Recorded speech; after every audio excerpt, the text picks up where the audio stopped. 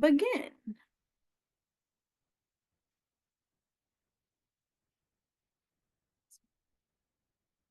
Uh, Vice Chair Carr, sorry, you're muted. Oh, of course, classic. So I'll call to order the meeting of the Beverage Licensing Authority on Wednesday, December 18th at 3:03 p.m. Thank you so much. I will start with some roll call. I'm sorry, I'll start with instructions for virtual hearing. First, I'm just going to share my screen.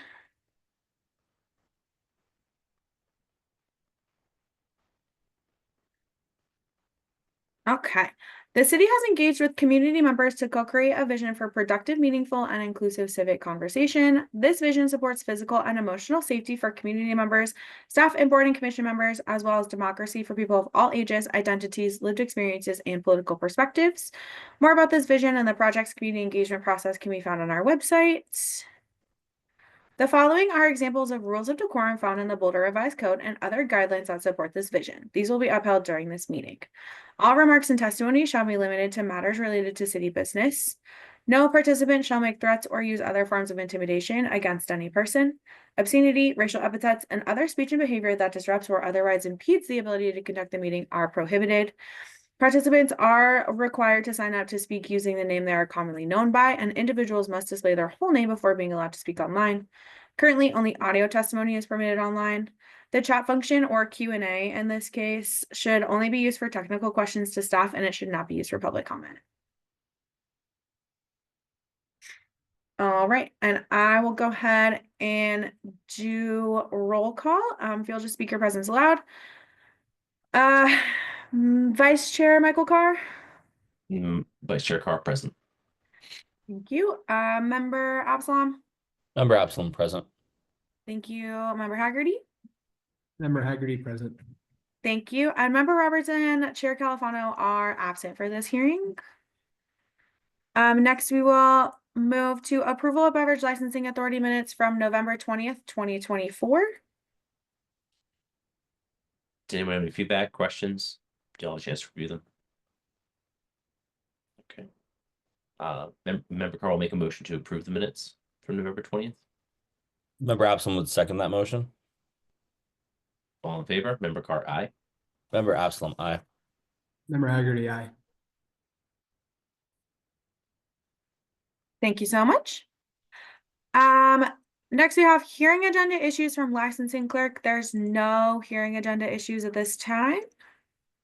So I will move on to agenda item 2, which is matters from Boulder Police Department, and Officer Leah Reck is on. Hi, everybody. Officer Leah Reck, Boulder PD. Just give a couple of updates. To date, 1,700 fake IDs have been turned in. So far, of the ones that we've processed, about 721 of them are CU students. 111 of them were IDs that belonged to someone else, that were real IDs that someone gave to someone else to use. And then of that 1,700 so far that we've processed, 254 of them are non-CU students. I continue to write the second and third and fourth violations for the fake IDs. But also it's continuing to be a big deal and constant investigation of underagers getting into the establishments with some fraudulent IDs. So hopefully we'll have some more information on that for January's hearing. I'm also in the process of working with our IT as well as our dispatch supervisor to collect the data of last drink data. I got information on how we used to collect it, but we don't collect it that way anymore, which was kind of by pen and paper from DUIs. But just for an example, I read through all the watch logs for the last week, and we had about 14 calls that were dealing with alcohol in some way or another, whether it be a DUI, a DV, we had a sex assault, a second degree assault. We had an individual at one of our liquor license establishments assaulted because he refused to sell to an intoxicated party. So a lot of different calls, not just DUIs. So I will try to, we're working with how we can obtain all that information and present it to you guys so you can see how we're getting those calls that are related to alcohol. And let's see here, what else do I have? Also, we're creating a new group with the alcohol enforcement officers from Fort Collins, Loveland, Longmont, the state. We're all getting together to create a group of liquor enforcement officers so that we can kind of work with each other and help each other out and support each other however we can when we have liquor license issues and concerns and things that are going well and things that aren't going well. So I'm pretty excited to have all those doors opened and creating those relationships with our sister cities here in Colorado. And other than that, I think that's pretty much everything I have for you. Any questions for me? Thanks for the update. All right, and this, I got this on the subway in New York, by the way. It's gang initiation. No, I'm just joking. I tripped. It wasn't anything fun. So, I was gonna say, I bet the other guy looks a lot worse. oh yeah, oh yeah, oh For yeah. sure. No, Anyhow, yep, I appreciate it. Thank you. thanks for the update. Thanks, Officer Rick. Okay, I will go ahead and move on to agenda item 3, which is matters from the Responsible Association of Retailers. Mandy Volz is here to appear for this matter with some updates from RAR for you all. And she's entering right now. And Mandy, you should be able to undo your camera and unmute and all that good stuff. There we go. Sorry about that, guys. I've got a goofy situation right now. That's why I'm outside. My name is Mandy. Nathan Dewey is no longer with partners in RAR. So in the interim, I am kind of your go-to person.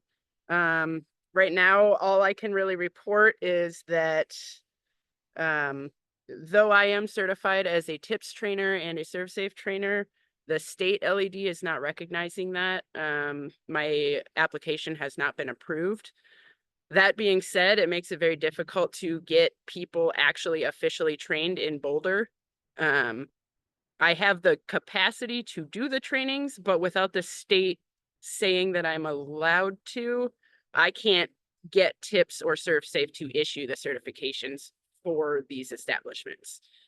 So until the state LED figures that out, I am a little bit unsure of where to go with that and wanted to bring it to your attention because obviously that's going to affect some of the businesses you work with. That's the main thing that I've got, just because I'm your interim person and I'm not entirely sure how these meetings run yet. So thank you for letting me join. I'm happy to answer questions if you have them.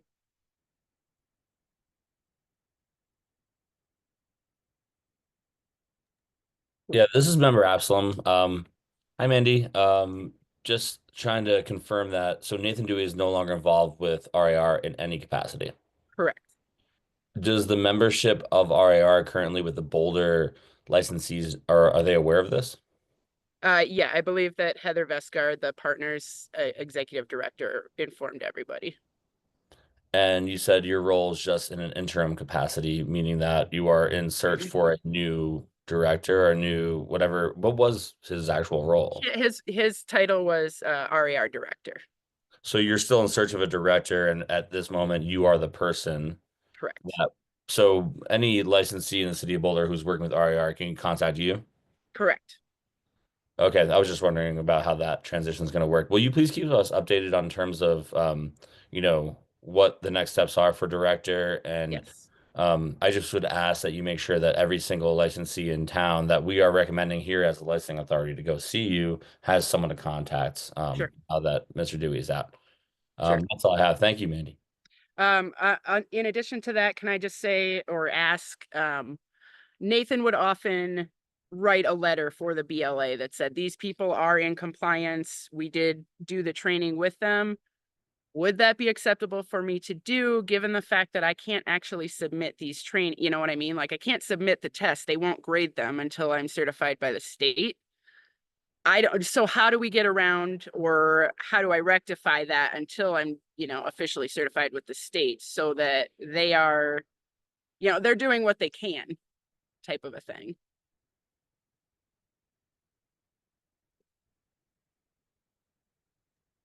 I don't know, I would defer to Vice Chair Carr on this one a little bit. We've talked a lot about how the training has been changing a bit. Hmm. So I would also defer to Kristen with the City of Boulder around that, but I'll let Member Carr say what he Sure. has to say about that. Yeah, I was gonna ask Kristen or someone else to chime in on this. I'm not sure what we're allowed to do accept in this situation. Sure. So Kristen Changaris, licensing manager.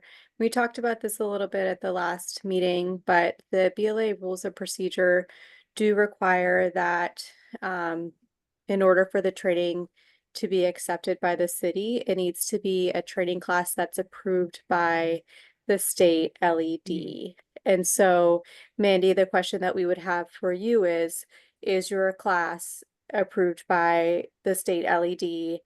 And if it is, then it would be accepted under the BLA rules of procedure. If it's not, then it's not currently something that we can accept. And so the board would need to talk about whether they want to potentially amend the rules of procedure to allow a training class that's not approved by the state. Okay. Well, then I guess for your information, I am not approved by the state, so that wouldn't fly for Boulder. So if amendments need to be made, I'm happy to meet with people in person or on another meeting somehow to discuss this further.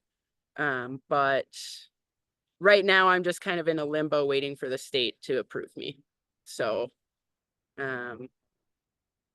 that's kind of I just wanted to give the information, and I guess we can sit on it and maybe set up a meeting with one or two of the folks here to see how we can proceed.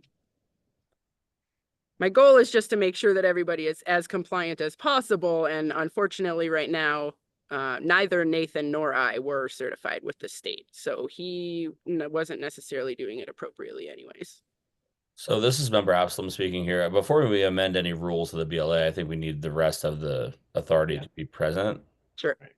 That being said, in the interim, I think in terms of us accepting training, I think it would have to be case by case, but I have no idea how that would change the rules because for right now, it sounds like there is some ambiguity around how it was being done anyway. So I don't know. I would make just around us here, the three authority members here, maybe a motion to wait so we have all the members present to discuss how we accept training, and then we can just look at training right now on a case-to-case basis as we go through agenda. Okay. And that's just kind of something I'm saying to Member Haggerty and Vice Chair Carr here around that. I mean, it's kind of I think we need the rest of the authority here to discuss how we're going to potentially look at changing of rules and accepting certain trainings. And that's just my feeling. Right. And I say the goal. Sorry. No, I would say in the meantime, they may have to get some other training if we're going to Right. accept anything. Like I don't think there's That's what I've been recommending that they do in the meantime so far. But I just wanted you all to know that as well. So perfect. Thank you. We should add that as a discussion item for our next meeting in January.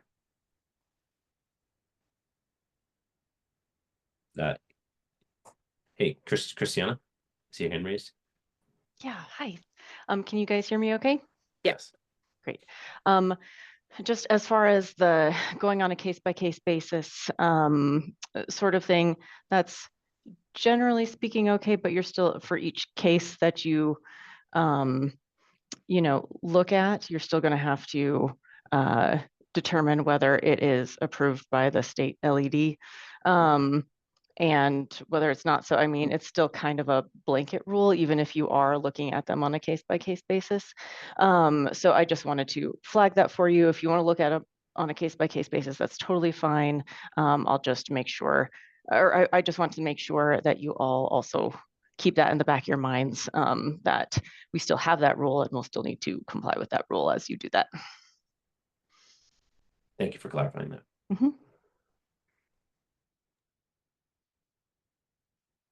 Well, thank you, everybody. And feel free to reach out with further questions and comments, or if you'd like to meet.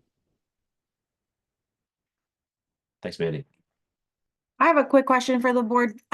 Did you want to keep like just the agenda item that's matters from Responsible Association of Retailers and discuss training next month? If Mandy has some sort of update on where training is at, or did you want to add an agenda item to talk about revision of Boulder Revised Code as it pertains to training? I believe we should absolutely get an update from the RAR and where they are, and if something's changed, then we, the conversation about changing our rules of procedure would be moot. But maybe we should just put one in there at the end for us to have a discussion in case things haven't changed and there's no, resolution in sight. No problem. Thank you.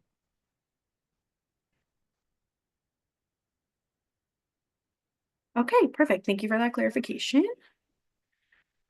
All right. If it's okay, I'll move on to agenda item 4, which is general public comment for future beverage licensing authority hearings. If anyone is present at this hearing, to give public comment on something that is not included on the agenda, please go ahead and raise your hand so I can allow you to speak. Once again, that's anything that's not included on the agenda. Go ahead and raise your hand. Great, I'm not seeing any hands raised. So I will move on to agenda item 5, which is the Waffle Lab Boulder LLC DBA Lab Bar and Bites, 1155 13th Street, Boulder, Colorado 80302, monthly status report to the BLA. If you're here to speak on this matter, please go ahead and raise your hand and I'll let you in. And I see Ashley is here. And while Ashley is being entered into the panelists room, I'll let you know that this business is in good standing with occupation and sales tax this time. Hi, everyone. Can you hear me?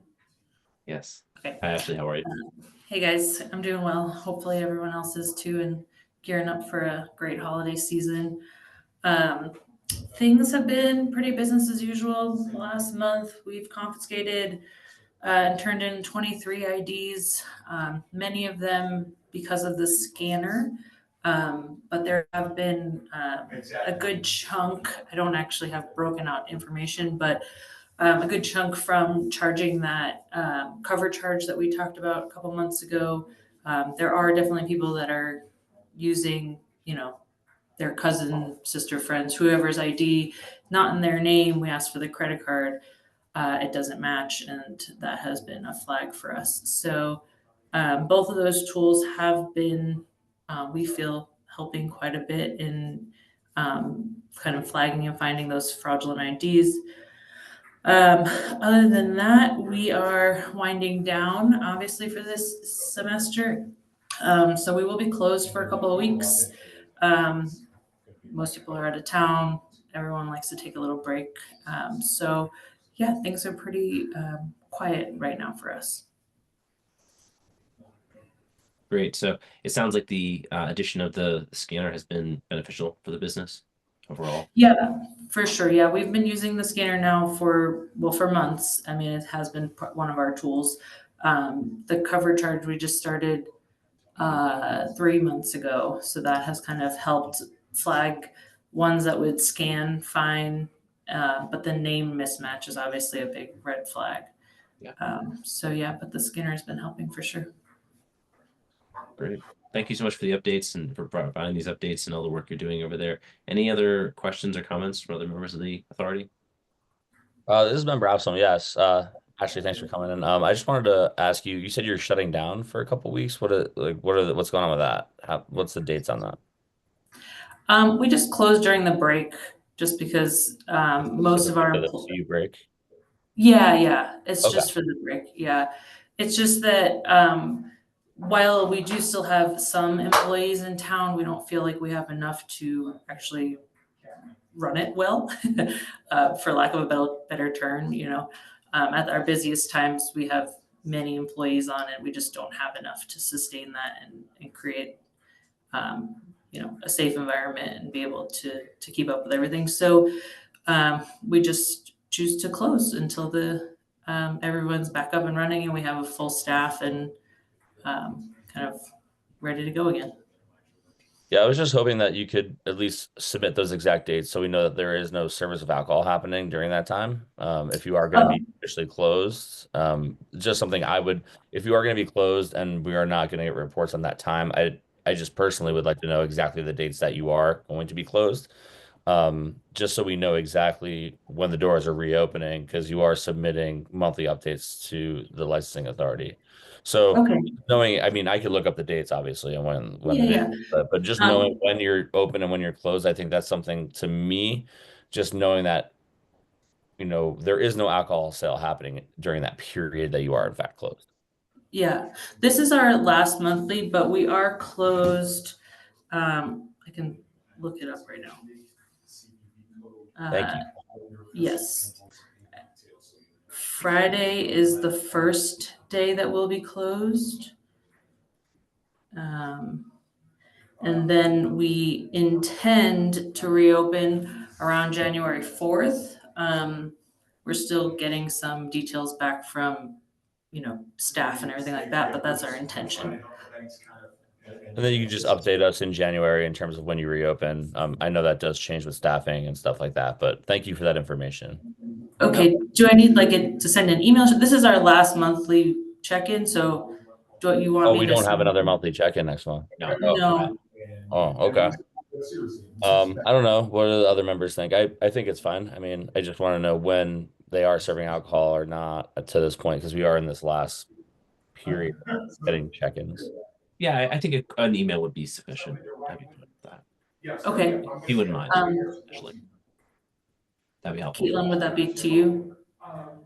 Sure, you can send it to me. I was gonna double check because I couldn't remember if the BLA ordered 3 months or 6 months of monthly check-ins. It So was I'm gonna 3. double check. Okay, 3. I think it was I also, mean, yeah, it was 3. Does that sound right to you, BLA members? It's on the agenda too as the final monthly. it is. But yeah, it was, but, yeah, I'm happy to send an email once we have the exact reopen date. That's, And yes, you can send it to me or you can send it to licensing online at bouldercolorado.gov.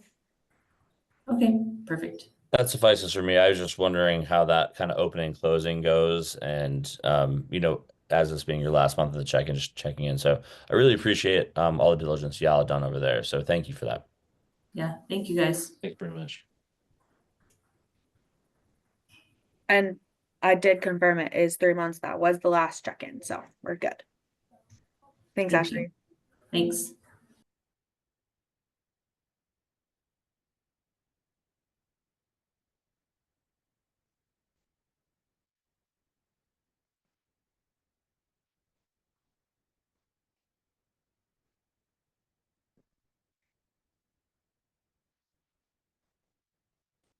You're muted, Caitlin.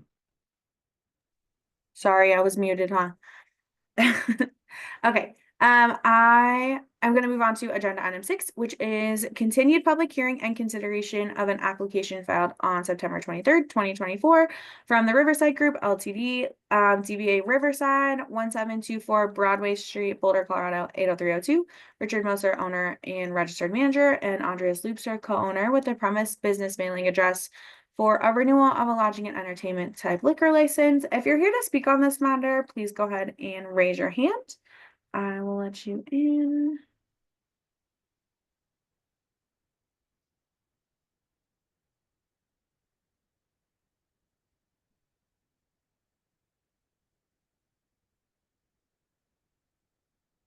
Okay, and while our licensees are coming in here, I'll let the board know that at this time, this application is in good standing with sales and occupation tax.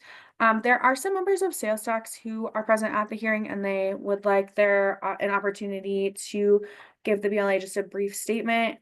Once the BLA has spoken with the applicants. And Mr. Beinford, I see that you're here. Is anyone else going to be appearing today? And you're muted, Mr. Beinford.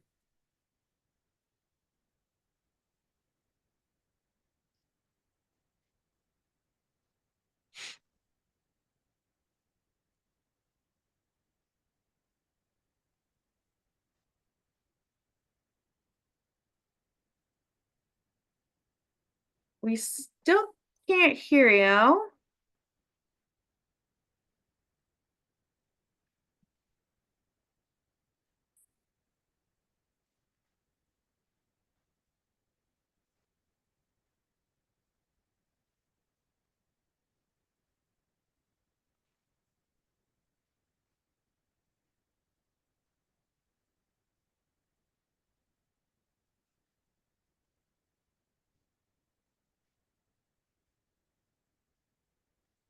I think he's just trying to figure out.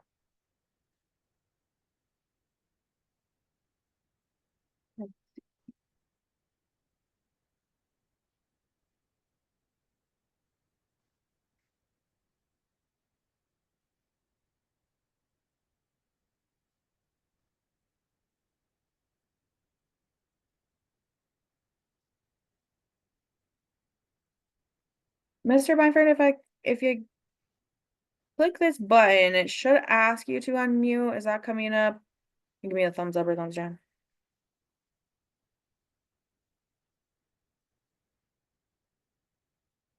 You're still muted.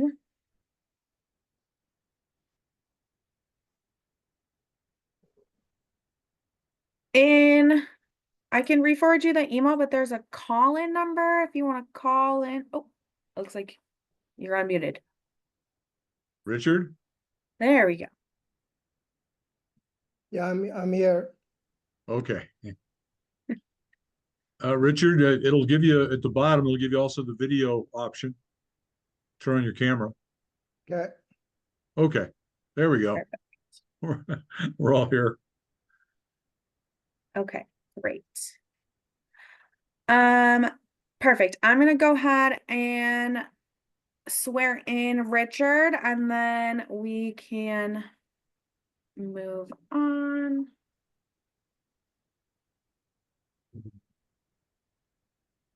Give me just 1 second. Okay, cool. Richard, if you'll just raise your right hand for me, and if you'll say your name and spell your name for the record. Richard Moser, RICHARD MOSER, Thank you, and provide an address. 1724 Broadway, Boulder, Colorado, 80302. Thank you. And then if you'll raise your right hand. Do you swear or affirm that the statements you're about to give before the Beverage Licensing Authority are true? Yes, I do. And do you swear or affirm that the premise has been posted for 10 days prior to today's hearing? Yes. Thank you. And then Mr. Bymford, if you'll also record your appearance. Sure. James Bymford, BEIMFORD, attorney appearing on behalf of the Riverside. My registration is 13142. Thank you so much. And then I wanted to provide a quick timeline for the authority and for the licensee, just so that everyone is aware of the events that occurred leading up to now. So the 45-day pre-file date for this application was June 5th, 2024. The license expired on July 30th, 2024. Multiple emails were sent with a notice of license expiration between August 13th and September 20th. And then on September 23rd, 2024, the applicant did submit a renewal application. So that, in case there was any confusion about what those dates were looking like based on what's in the packet, that's what the timeline is. If you need to repeat any of that or need more detailed information, please let me know. Otherwise, I will hand it over to the board. Thank you, Caitlin. Mr. Is it Beamford? Bymford. Bymford, okay. As counsel, are you willing to waive the reading of the hearing procedures? Absolutely. And frankly, I think we're prepared to stipulate to all the city's evidence also. Okay, well, before we do that, let me just make sure Sure. that there's no conflicts of interest here, or any ex parte contacts. Member Carr, no. Member Absalom, no. Member Haggerty, no. Okay, thanks. Mr. Bimford, would you like to go ahead? Well, is the city presenting any evidence? I thought that the city was, in the procedures, it sounded like the city was, would, would go first. Or was that what Caitlin brought the dates? Is that the city's evidence? Is there, I'm not sure, is there anyone here from the city to present?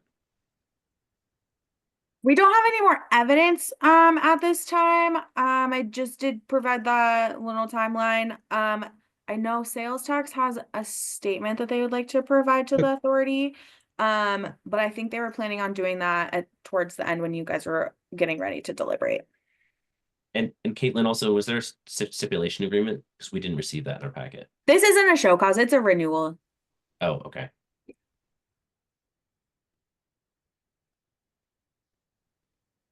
I have some questions for Richard if you prefer I go. I could go at this time. Sure.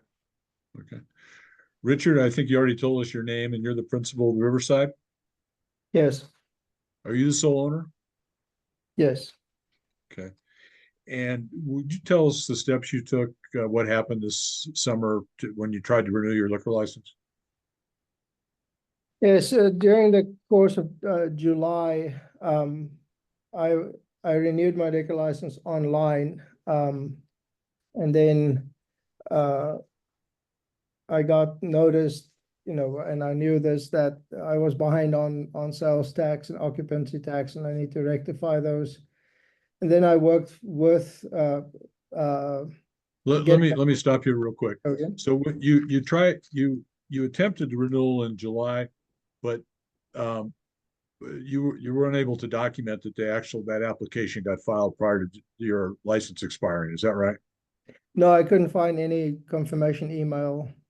Okay, so you remember trying to file something prior to the expiration, but for whatever reason it didn't get it didn't get filed, and then you received notice that whatever you were expired, but to renew you had to clean up tax issues with the city. Is that correct?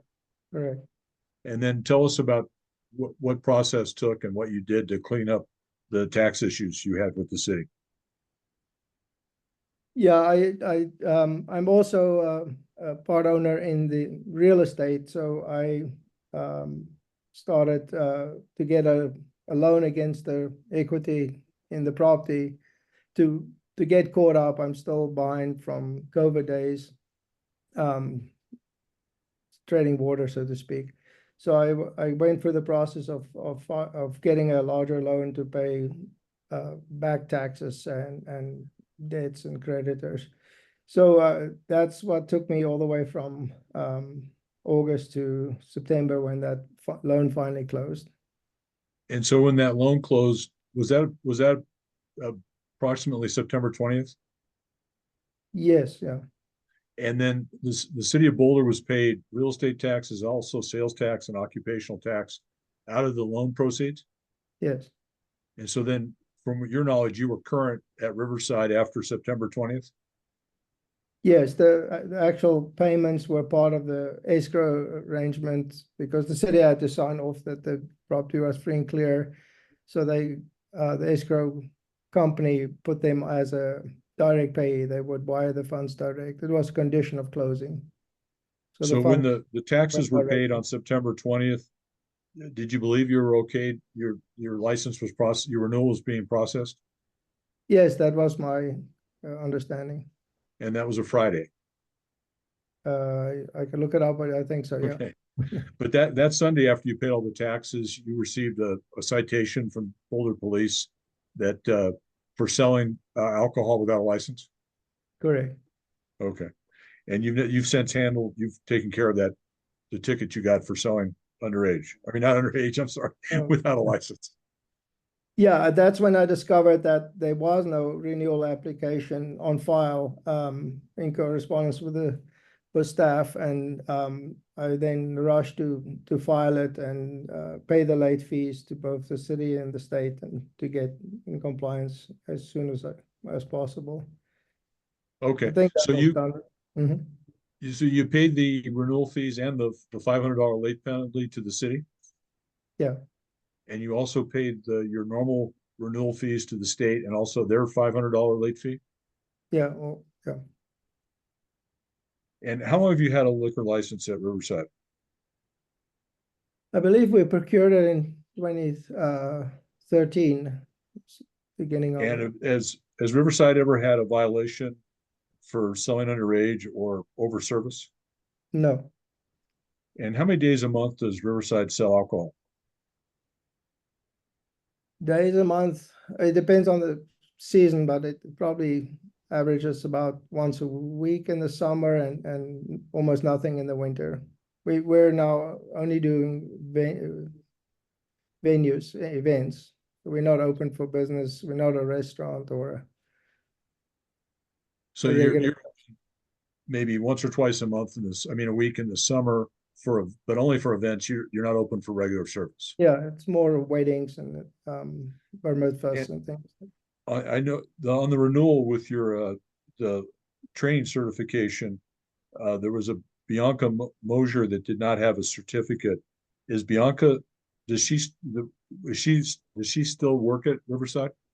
No, that's actually my daughter. She's now living in South Africa. And so she wasn't included in the renewal and her tip certification because she's no longer there. Correct. Okay. I have nothing further this time. Thank you. Are there any questions from the members of the authority?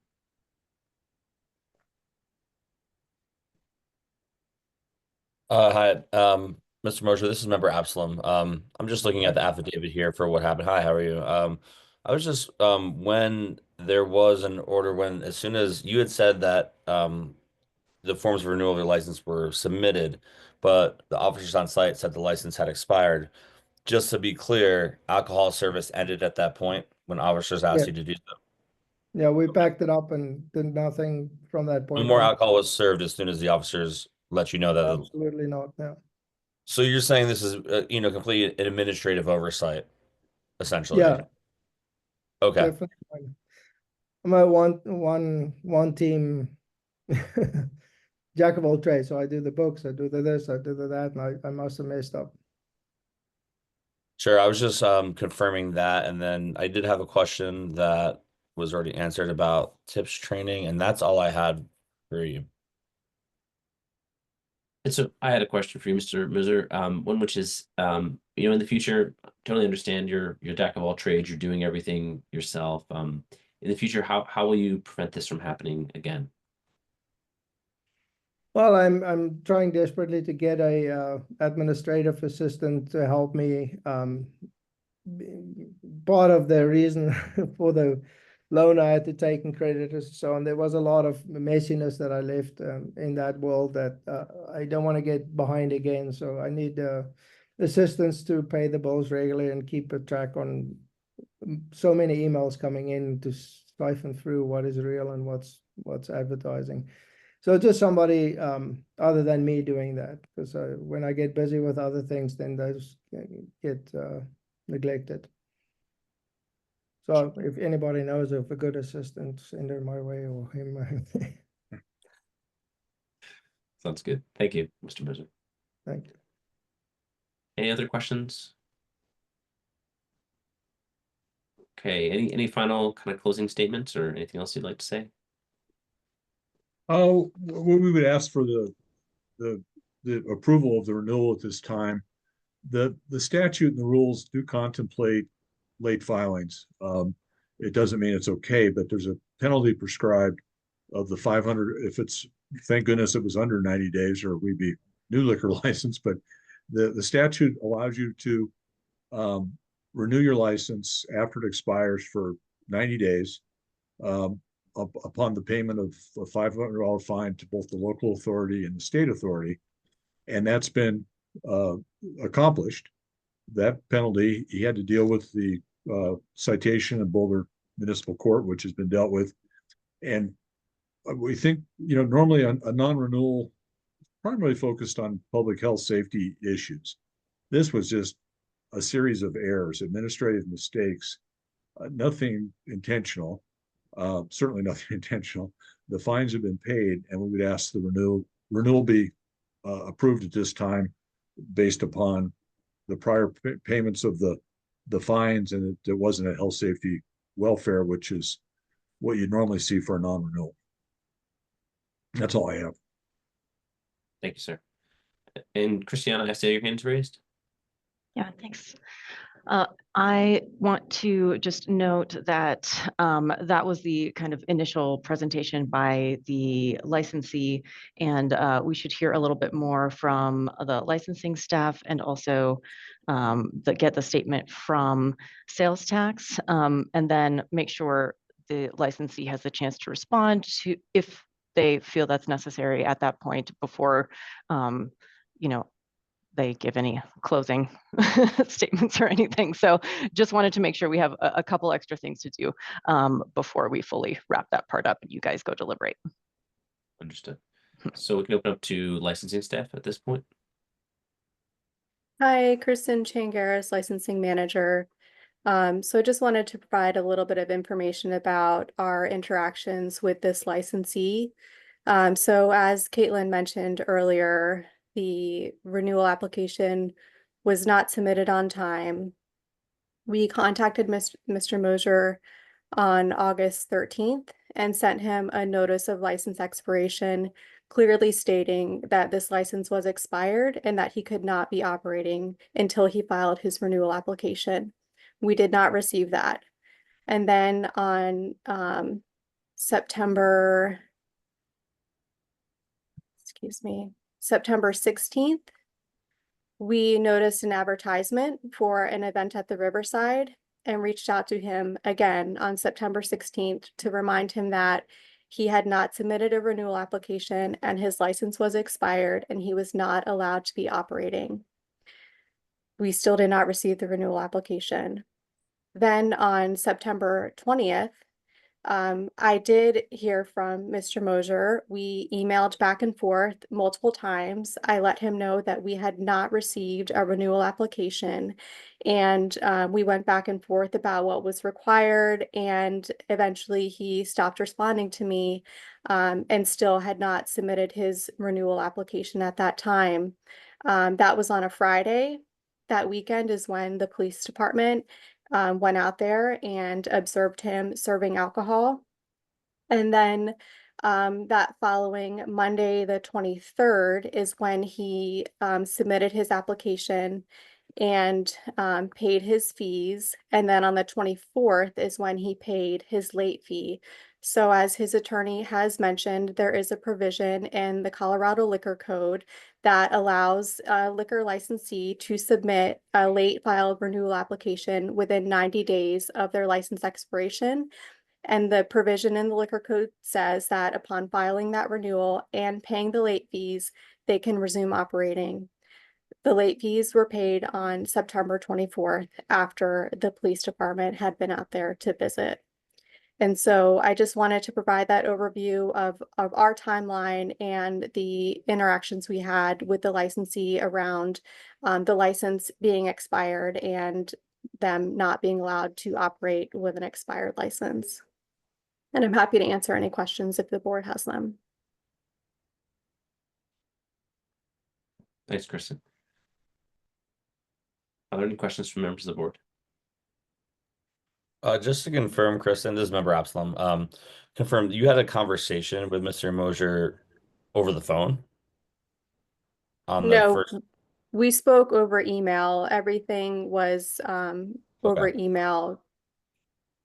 So the email that happened before the event that there was a response from Mr. Mosier, right? Saying that he had responded to you that he was aware that he was delinquent on his payment, and then proceeded to have the event after you had already heard a response from him, just to timeline this out. Sure. So on September 16th, I reached out to him about the advertisement and reminded him that he needed to file a license renewal. His license was expired. He could not be operating until he filed his renewal. He responded to me and said, I will take care of it this week. So he responded to you on 9/16 on the day of the email? Correct. Yep. And then the event was held on what day again? When Let me Boulder Police Department. I have to look at the affidavit. I have it in front of me as well.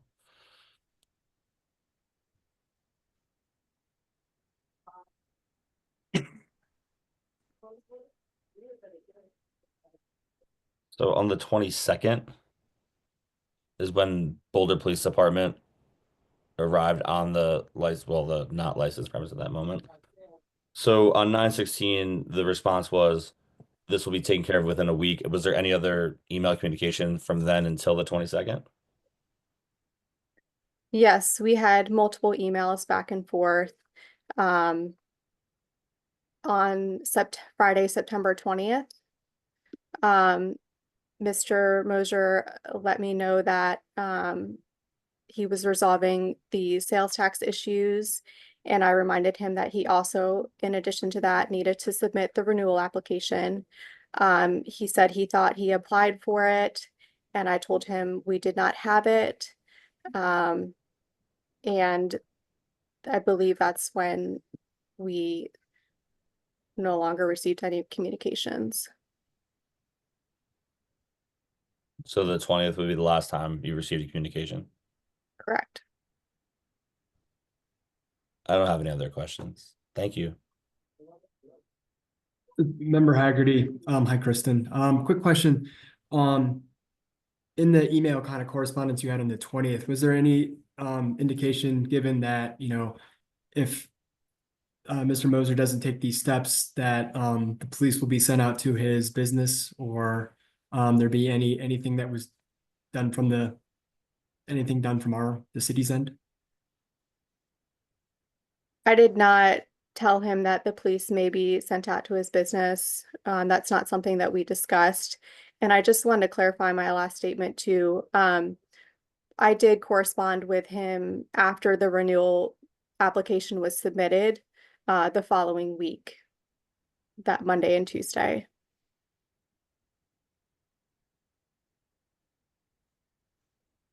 So, Kristen, that would be the 23rd and 24th of September. Correct. Okay. And yeah, the violation occurred on the 22nd. Okay.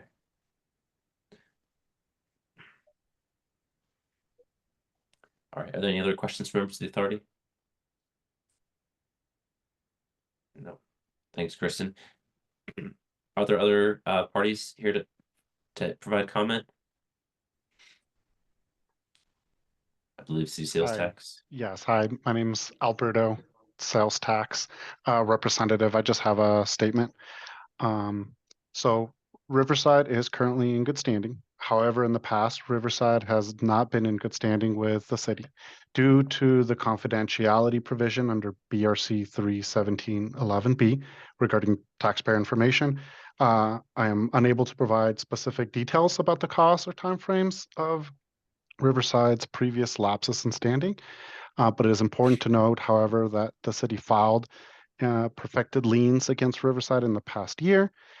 Given the company's history of not consistently being in good standing, should the board decide to renew the license, the city strongly recommends that the BLA impose the following condition of approval. Riverside must provide an email of good standing from sales tax at bouldercolorado.gov at each monthly hearing for a year, and that the applicant be present to answer any BLA questions relating to the city's sales tax email if the email does not state the business is in good standing. Riverside must allow at least 24 hours for city staff to provide that necessary email. Thanks, Alberto. Members of the authority, are there any questions? No, not seeing any. Thank you so much for your comment. Excuse me. Would there be any rebuttal to that, or any closing statements on your end? I don't, like I said, we stipulate to the evidence, and I don't think it changes just the basic premise. This was incredibly bad paperwork, just a series of administrative mistakes, not intentional. And then once I think the focus was getting the taxes paid, and once the taxes were paid, they've been in compliance with the late fees since the 24th. That's, I don't think it, and again, we said we'd stipulate to what the city's evidence, which I think is pretty self-explanatory. Okay. Thank you. And we will now close for Mr. Mose, did you have something to say? I saw you just came off mute. Yeah, I just wanted to say, you know, that staff was amazing to work with, always has been. So my apologies for making this more difficult. And then I to clarify, when I see the application is incomplete or it's not submitted, I read it as being incomplete. I thought it was just not completed. When I finally realized what it was literally saying is there is no application, I jumped and did it. So again, I own that. But I wasn't blowing anybody off. I was working hard to get the loans closed and get in good standing. Thank you, Mr. Mose. Thanks. Okay. We'll now close for deliberation. This is Member Absalom speaking here. I think if we consider renewing this license, it has to be with the condition that was presented by sales tax, just as a discussion between other board members here. That's just my first opinion around it. Administrative, detail, things, those are things that you have to be in charge of if you're running a license.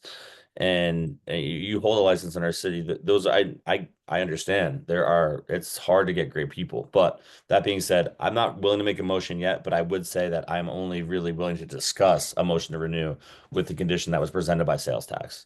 And I present it to the board members here and see what they think about that. Yeah. Member Haggerty, any thoughts? Yeah, I'm kind of in complete agreement there. I think, yeah, what the kind of what Alberto laid out, just kind of the email of good standing, monthly check-ins for a year. I think minimally I think it would have to be included. Yeah, on the same page. Do we have a motion? I can start a motion. Yes, Christiana. Thank you. As you guys consider your motion and how you're going to craft that, I just want to offer up a couple of things for you all to consider. If the goal is to make sure they are complying with their sales tax obligations, then requiring check-ins and an email as a condition will be, if they violate, if they don't meet a check-in or if they don't send an email, that will be a violation of the condition. If they don't pay sales tax, that's not a violation of the condition if you only set that condition. So as you think about crafting your motion and stating your motion, if the ultimate goal is to make sure that they are timely complying with their sales tax obligations, then that could be a direct condition of the renewal, so that, when we're talking about compliance with conditions and everything, then having that as an express condition, I would consider that. I think, of course, having the check-ins and the emails is important for monitoring. But just to, flag that if you are going to ultimately get to the goal of timely complying with sales tax requirements, then making that a direct condition, you might want to consider. Yeah. Yeah, Christian, I had a question around that, just in terms of the liquor code, and when you do have a certain amount of time, if you do miss a payment that was discussed earlier, there's a grace period, correct? So if we were to apply a condition to require on-time payments, would that same Colorado revised statute apply? Because they I do mean, have yeah, ultimately, they would still have the grace period. And I think that, even stating in a motion, complying with, the time requirements, accounting for it in grace period or something like that, if it applies, then we can account for that. But again, that's only if it applies. don't know if, I was just reminded that sales tax payments are not part of the liquor code. This is a city requirement. So thank you. So I think, again, just thinking about what the actual goal is for compliance and everything, more directly addressing that in a motion is important. Thank you, Christiana. Yeah. All right. Thank you, Christiana. Yeah, that's very helpful.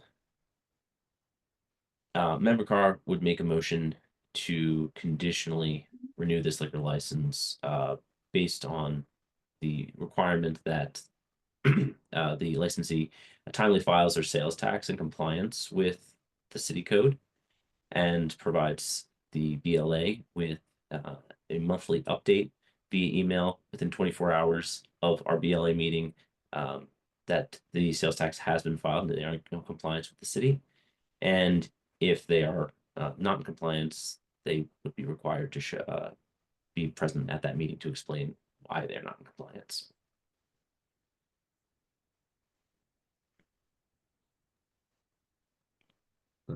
That sounds like the right motion, just confirming that that is also exactly what was coming from sales tax, specific recommendation from sales tax, plus the requirements to meet city code in terms of, it sounded right to me. I just want to make sure before I second it.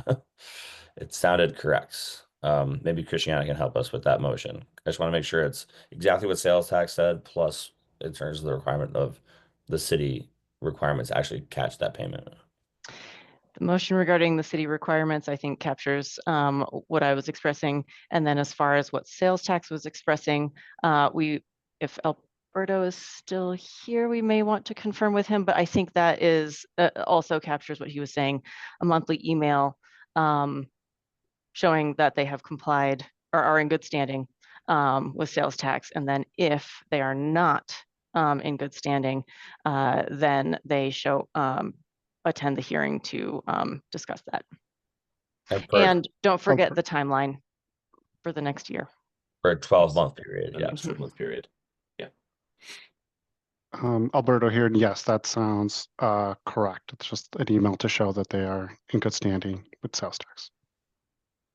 So I will second Vice Chair Carr's motion with the amendment to confirm that there is a 12-month period of email check-ins. Everything else sounds good to me. That's my second. Okay, all in favor? Member Carr? Aye. Member Absalom, aye. Member Haggerty, aye.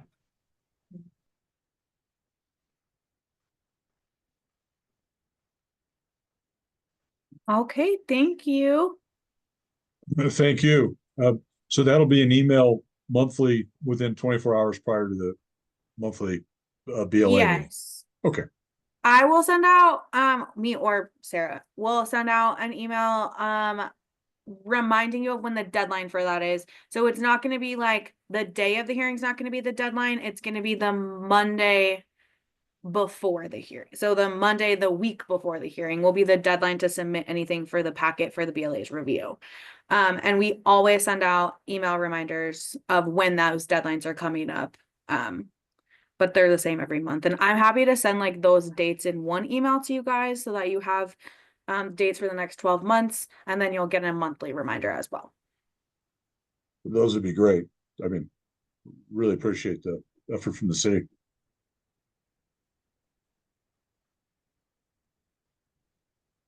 One second.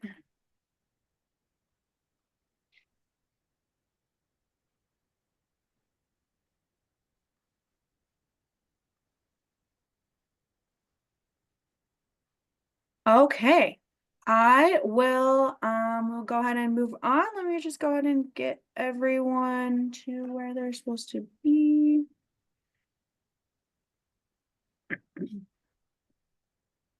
Thanks again. Thank you. Thank you.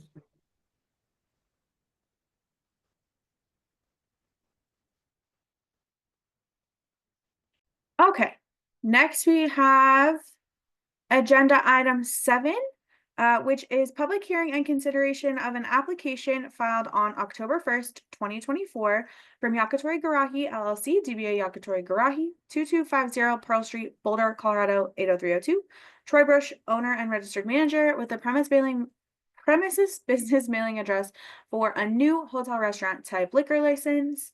And if you're here to speak on this matter, please go ahead and raise your hand.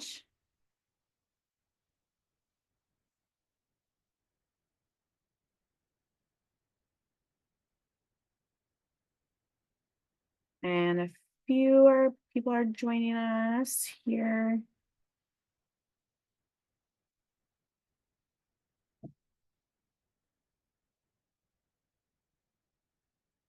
Mr. Runko, I see that you're here. Is anyone else going to be joining you besides Eva? Yes, Troy Bush from the applicant is here as well. Okay, perfect. I'll let Mr. Bush in.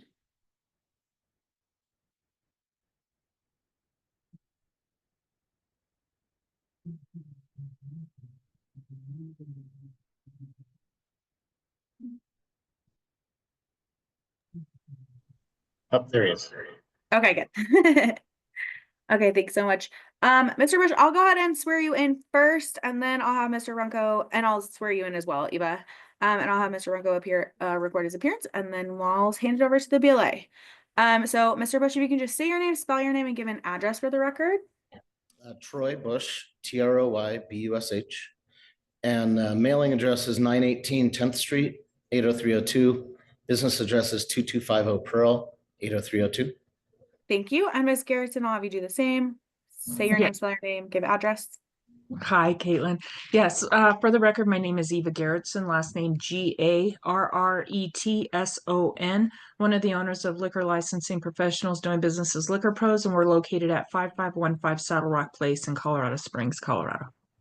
Thank you. And I'll have you both raise your right hand.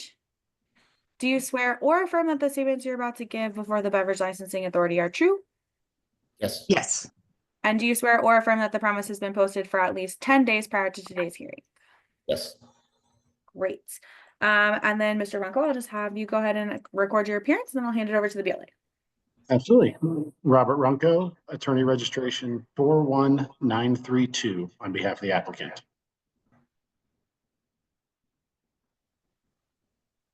Awesome. Thank you, Mr. Runko.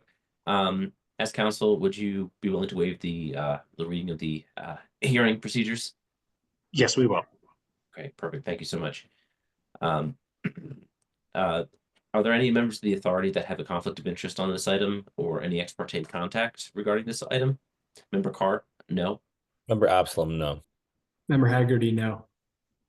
Okay, perfect. Are there any other interested parties or persons who are going to act as witnesses? Is it just Mr. Bush? And that's everyone. From the applicant side, just Mr. Bush and Ms. Garrison. Okay, perfect. All right, then Mr. Runko, you can proceed.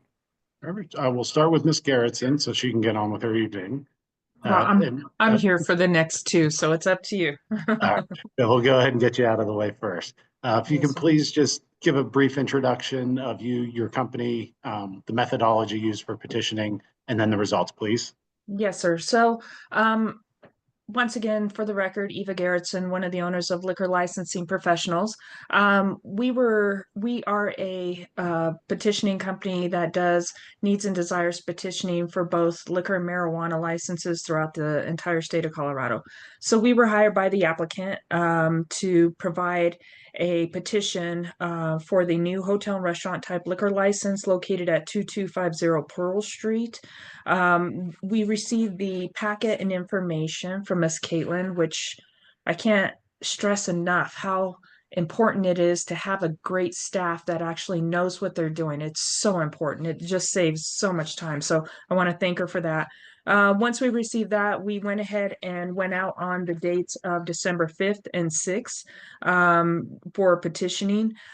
We did receive a bit of information about Yakitori to understand who they are, their concept, what they're trying to do with regards to sale and service of alcohol beverage in order to pass on to business owners, managers, and residents. We took the petition packets that were provided to us by the city, performed those surveys, and of the 433 attempted contacts of business owners, managers, and residents, we were able to obtain a total of 120 signatures. 50 were from business owners and managers. All 50 signed in favor at 100%, no issues. We then try and break up the survey area and grab samples in and around the area. We were able to obtain a total of 70 residential signatures, 69 signing in favor at 99%, 1 opposed at 1%. Once again, there is a spot on the petition packets where they are asked to write in whether they are in favor or not in favor, and any comments or anything of that nature. We did receive 1 reason of opposition. They declined to provide any reasons, so we do count that as a valid reason of opposition, since we do not guarantee results. There are several other license types inside this area. The front of the cover sheet does explain that, but showing the 99%, that clearly shows a need and desire for this particular hotel and restaurant type liquor license, and that the existing outlets have not yet met that need. Thank you. I have no further questions for Ms. Gerritsen unless the authority does. Not seeing any.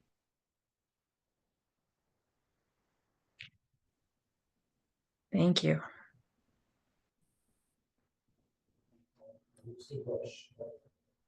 All right, well, I'll call Mr. Bush. And I do want to give the authority a heads up. Mr. Bush and I are both at the restaurant in the same room. So if you start to get feedback, just let me know and I'll relocate. So that way I'm far enough from microphones. So, Mr. Bush, can you please give us your title in relation to Yakitori Garage? I'm the And as the owner, are you familiar with the day-to-day or going to be familiar with the day-to-day operations of Yakitori? yes.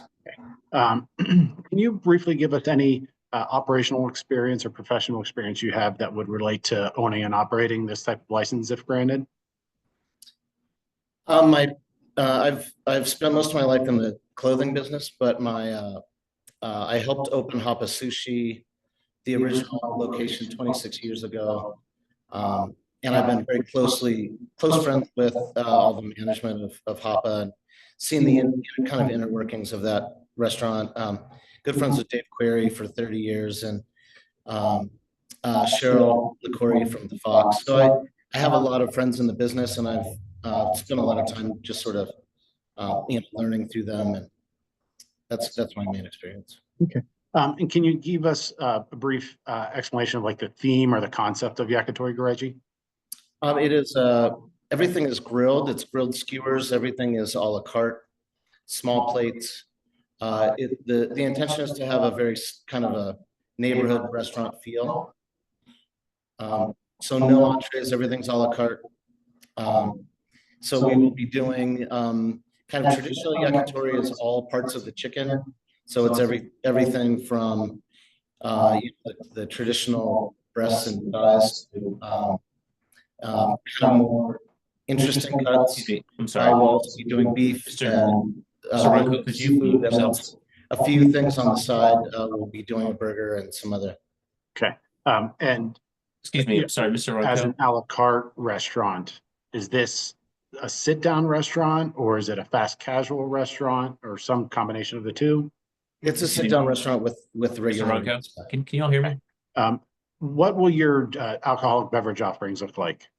Mr. Rungar, really quick, I think Vice Chair Carr is trying to say something. Sorry. Yeah, I was asking, could you mute yourself when Mr. Bush is responding? Because we're getting some feedback here, and maybe you weren't able to hear me as part of that. Yeah, we'll do. Thank you. Can you give us what your alcohol offerings will look like? Sorry, could you repeat that? Your alcoholic beverage offerings. Yeah, so we will be serving beer and wine, sake, and then a somewhat limited liquor offering. I think the traditional pairing with yakitori would be like highballs or Japanese whiskey. And so we'll be pretty focused on that. Of course, we'll need to fringe a little bit on each side for personal preference, but I anticipate it being more of a beer and wine and maybe sake kind of crowd. That'll be more of what we're promoting, but we do want to offer highballs and similar whiskey drinks to fit with the traditional Japanese style. Okay, and when you have patrons in the restaurant, is your service done tableside or at the bar? Primarily tableside. We do have a liquor bar that is sort of located in, and I'm not sure if staff has seen the layout of the restaurant. There's a restaurant on the north side, and then on the south side of the building is a vintage store, and it's all within the liquor license premise. And we do have a liquor bar that's there in the sort of in the passway between the two spaces. That's where the liquor bar will be. And you have a patio as well, is that correct? Yes. Yep. And how is that patio enclosed? It's fenced on all sides, and then we also have a full-time wait staff on the patio. And do you have any entrances or exits from that patio? Only the main entrance is being used as both. That's the only entrance and exit, and that goes right into the patio space. Okay. On the west side of the building. Okay. And on that entrance space, will you have a sign on the inside informing patrons that they can't take alcohol outside of the patio? Yes. Yes. And there's only one access to the patio. There's only one entrance. What are your intended hours of operation? 7 a.m. to 11 p.m. 7 days a week, 5 days a week? Right now, 7 days a week. I'm sure as we get open and start to get an understanding of the flow, we may close Mondays, but right now we're starting as 7 days a week. And will the food be available all of those operating hours? Yes. And will alcohol be served all of those hours as well? That's something that we're still deciding, and that's really more of an issue of I don't anticipate having the liquor bar open really before like brunch time. So I don't know. We haven't really decided. My gut says maybe allowing the beer and wine, which is easily served, where that's located is right in the restaurant. Maybe only doing that from 11 a.m. to 11 p.m. And then with maybe the limited alcohol service hours, can you confirm that food will make up at least 25% of your food and beverage sales? Yes. How many staff members do you intend to have? Right now we're slating 25. And what will your training procedures be for those employees? We're planning to use tips. Okay. And beyond tips, will you have any in-house training or onboarding for your employees? Yes, and obviously a training manual for the staff that they will sign. And on that training, do you have any policies as it relates to checking IDs for certain patrons, or when you check IDs? We check IDs for all patrons regardless of age. And when does that occur? Is that when they first come in or when they place an order? When they place the order. Do you have a policy as it relates to vertical IDs? No vertical IDs. What about expired IDs? No expired IDs. And then same at that bar area, if someone maybe walks up and orders 2 beers or 2 highballs, how does that process work to ensure that they're not handing that drink off to someone? Just 1 drink per ID. And they'll need to call if they're trying to get 2 drinks, they'll have to go find the person and bring them to us. And then again, on that policy or your entire alcohol service policy, do you inform your staff, or have you developed what the procedures will be if you find that someone violates your policies as it relates to alcohol service? Yeah, it's termination. We won't. We don't have any. There's no room for that. I believe those are all the questions I have. The authority may have some follow-up for you.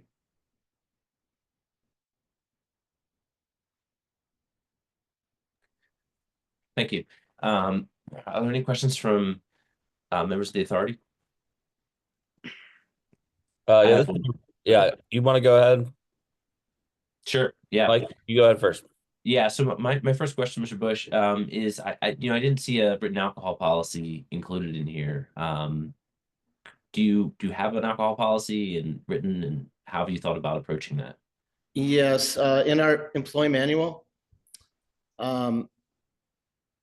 So we have the training and certification responsible vendor training. All employees at Yakitori Garaji must have an alcohol certificate from a Colorado approved responsible vendor trainer. If an employee has a certification to serve alcohol from another state or company, they must still get the certificate from a Colorado approved responsible vendor trainer.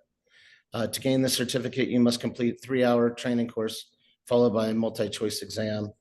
We're planning to use tips.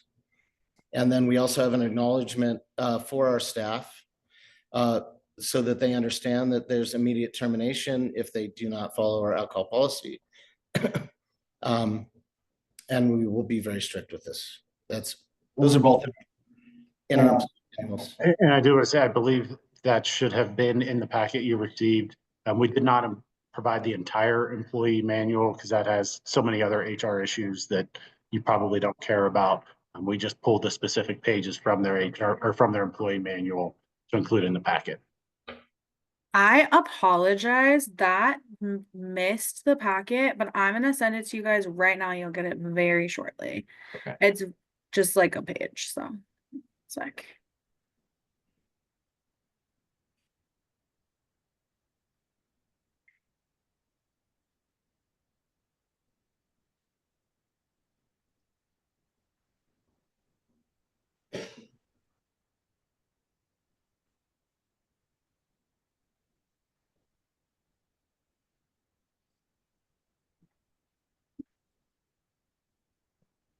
Maybe perhaps some was your question around the same topic. It was, and while we're receiving that, I can ask another question or two that I had, if that's okay, Member Carr. Please, yeah. So I guess my first question is, in the application, you have what is the seating capacity of this establishment? It says 24 indoors and 5 outside. And then I look at this drawing and I see different numbers. Can you explain that to me? Yeah, we have been struggling with, we're converting an old building that's really just been used as a warehouse space for, I don't know how long, 20 years. We're converting this into a restaurant. And when we first moved in and when we first started the process, we were told that we wouldn't have a parking requirement. And then when we came back and started getting close to permitting, we were told that we would have to provide 16 parking spaces in order to meet our occupancy goals. And then that has turned into quite a process over the last 6 months of a site review, a parking study, and going down the whole process. So we started out with larger occupancy goals, but now based on the fact that we need 1 parking space per every 3 seats, that's now been reduced to what was in the application. And that's fairly realistic to what we'll be forced to do, frankly, unfortunately, but.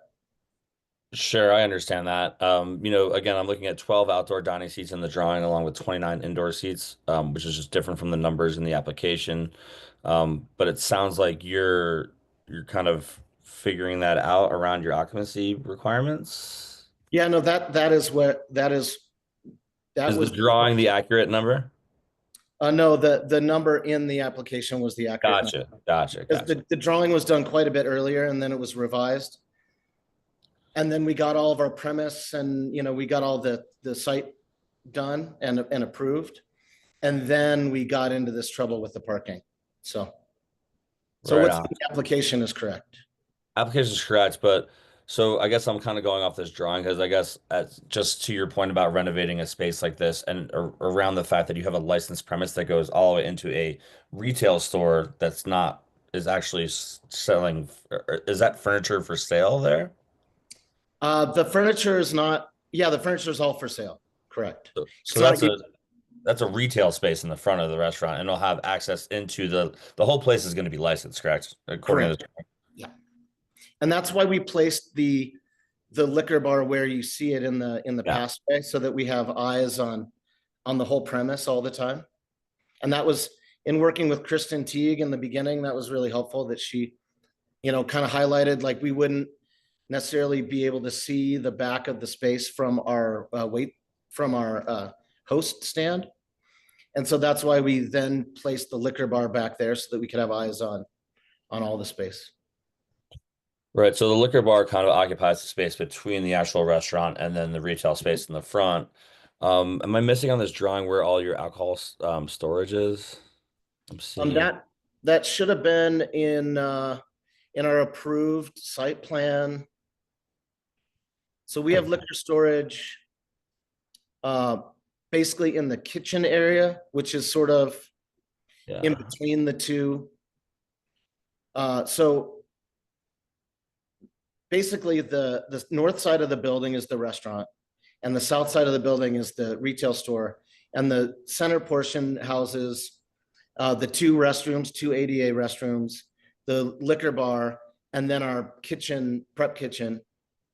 Everything's actually cooked in the dining room, sort of in front of you.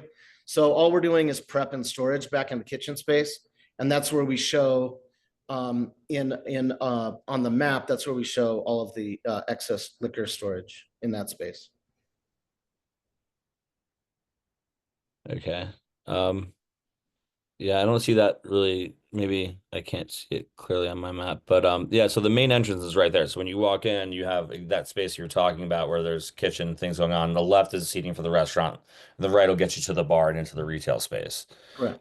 I'm just making sure that your staff, like, do you have a plan to staff the way that's all going to work when alcohol is being served and then being managed in this retail space? Yeah, and so the bartender really the bartender will be managing the alcohol in that space. Okay. So yeah, we have even if we have another member of staff there to ring people up for sales of records or cameras or whatever they're selling, that liquor bar will be staffed there in the space. Okay. Well, thank you for answering those questions. The other thing I just wanted to mention to you, you were mentioning tips. I don't know if you were here on the early part of our hearing, but or I've heard what's going on right now with tips training. Just make sure whoever you end up using, because tips has been kind of unreliable. Just make sure it's on the list of the, what the state LED is allowing you to use for training. Because right now, us as an authority are waiting to figure out how we can improve things. So I want to make sure that as you move forward, follow the state LED requirements around what vendor training you can use, because we'd love to see that as you move forward. And that was the only thing I had other than those. May I ask, I don't know if you can answer this, but who is preferred right now if tips is in question? Well, we actually just got some news today that there's been a change of direction over at the RAR. I don't know if you've been involved with them at all, but I would highly recommend getting involved with that group, Responsible Association of Retailers. They work with marijuana and liquor licensees in our city and in Fort Collins, I believe. So what they do is they give us an opportunity and they were doing some training in-house. But what we've been hearing from them is that tips has been unreliable in terms of how we're getting results of this training. And what we have kind of come to the conclusion is that we do want to come to a place where we know that, because our requirements here in the city of Boulder ask you to have people vendor train within 60 days of their hire.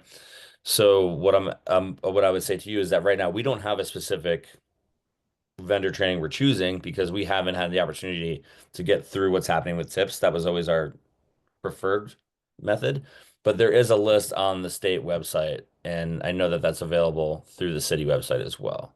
Okay. And I think at this point we are willing to obviously accept whatever the state is willing to accept at this, until we figure out what's happening with because so many things have changed with COVID, and our rules also are something that we need to discuss as a group, and we haven't gotten to that point yet. But go off the state list, and we are definitely willing to discuss, what if it's on the state list, they're vendor trained within 60 days. I think that's something that, and I'll let other board members speak for themselves, but something that I would certainly be willing to accept as long as it's on the state list. Okay, thank you. Yeah, and our rules stipulate it has to be at this point on the state list. So that would be, whatever you use, maybe go to the state of Colorado LED. They may have a list of registered trainers. Yeah, they do. That's all I have for Mr. Bush. Thanks. I did see did everyone have a chance to look at the alcohol policy that came through the 2 pages in PDF? I guess my question is, this is a start, but what about things around identifying folks who are intoxicated and some of those other outlined of things that you might see in an alcohol policy? How are you going to communicate those things to employees and ensure that they're aware? I mean, obviously, we wouldn't tolerate selling to an intoxicated person. And so, obviously that would need to be added into the policy. I'm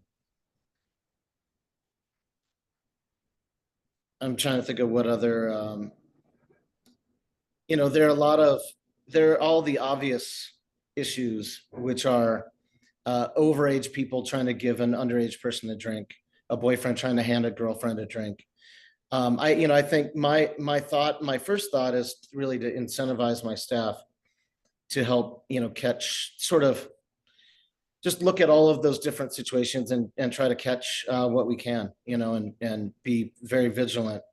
And I think that's part of the in-person training, that they'll get.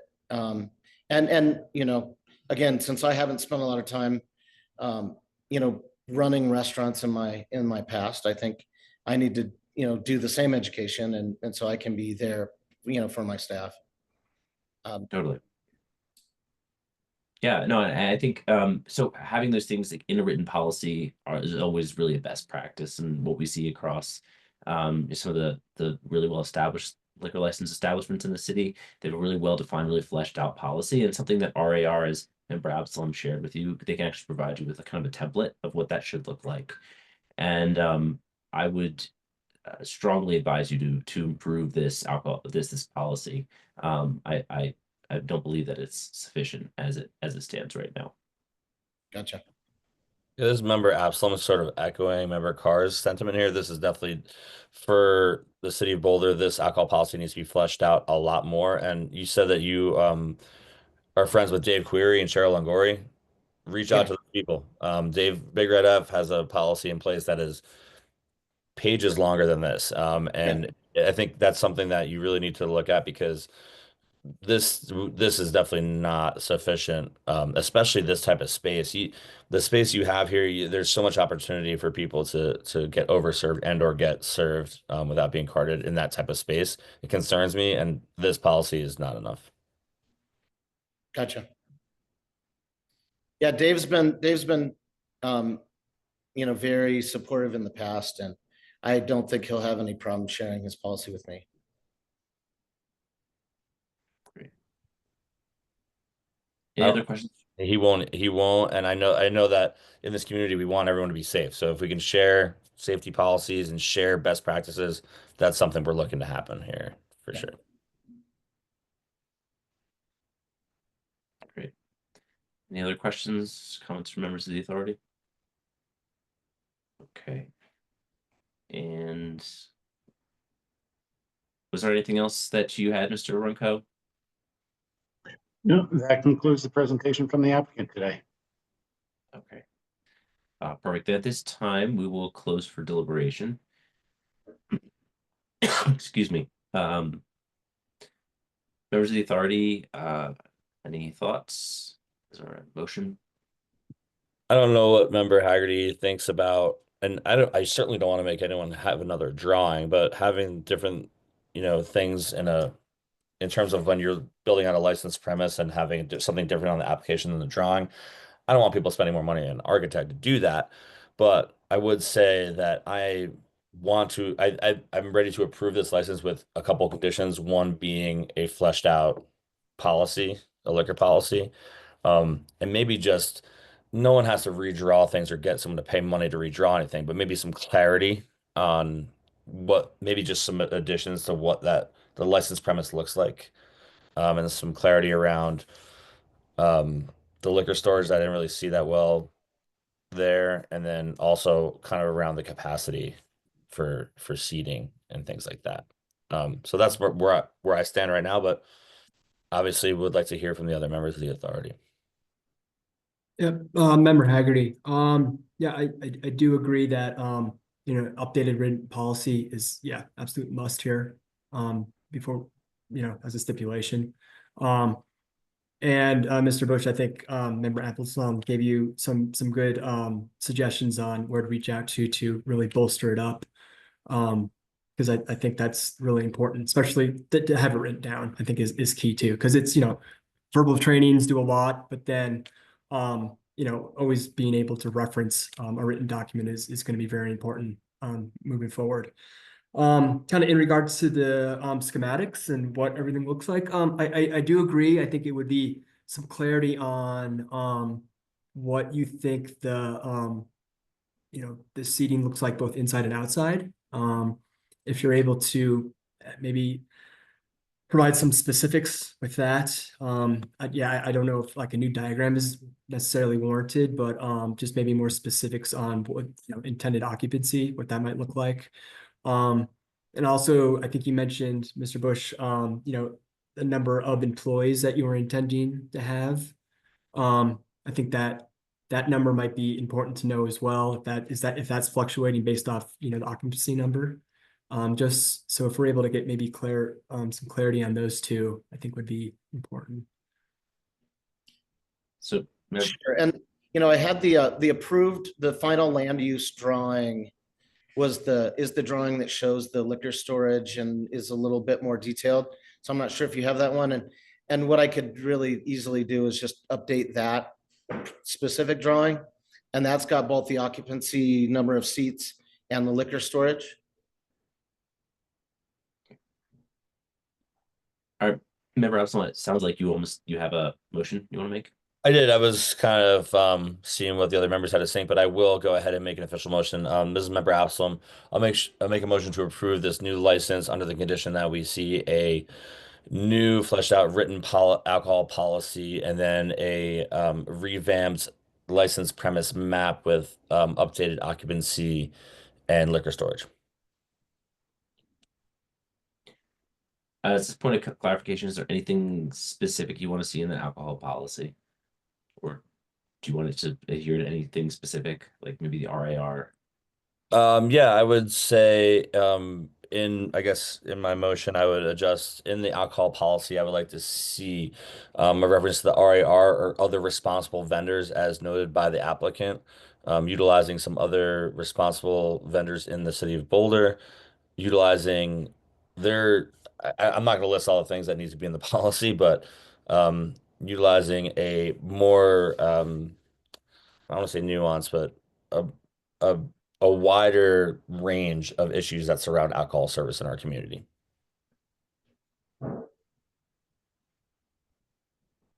Christiana. If you can clarify when, that would be great. Yeah, like I said, I would say with the conditions must be met before our next hearing. But the approval would still go through. They would have to meet those conditions and just by the time of our January hearing. So those are conditions that are met to the hearing, but the approval still stands. If that's correct, Christiana? Okay. Yes. Yes, that's right. Is that enough to confirm my motion? Member Carr will second the motion. All in favor? Member Carr? Member Absalom, aye. Member Haggerty, aye. Okay. Thank you. Motion passes. You guys are approved. We'll see you next month. Thank you, everyone. Thank you. And Chaz and Troy, I'll be in touch to collect those things that the BLA requested, and then also just as the approval comes in, all that good stuff. Thank you. Yep, awesome.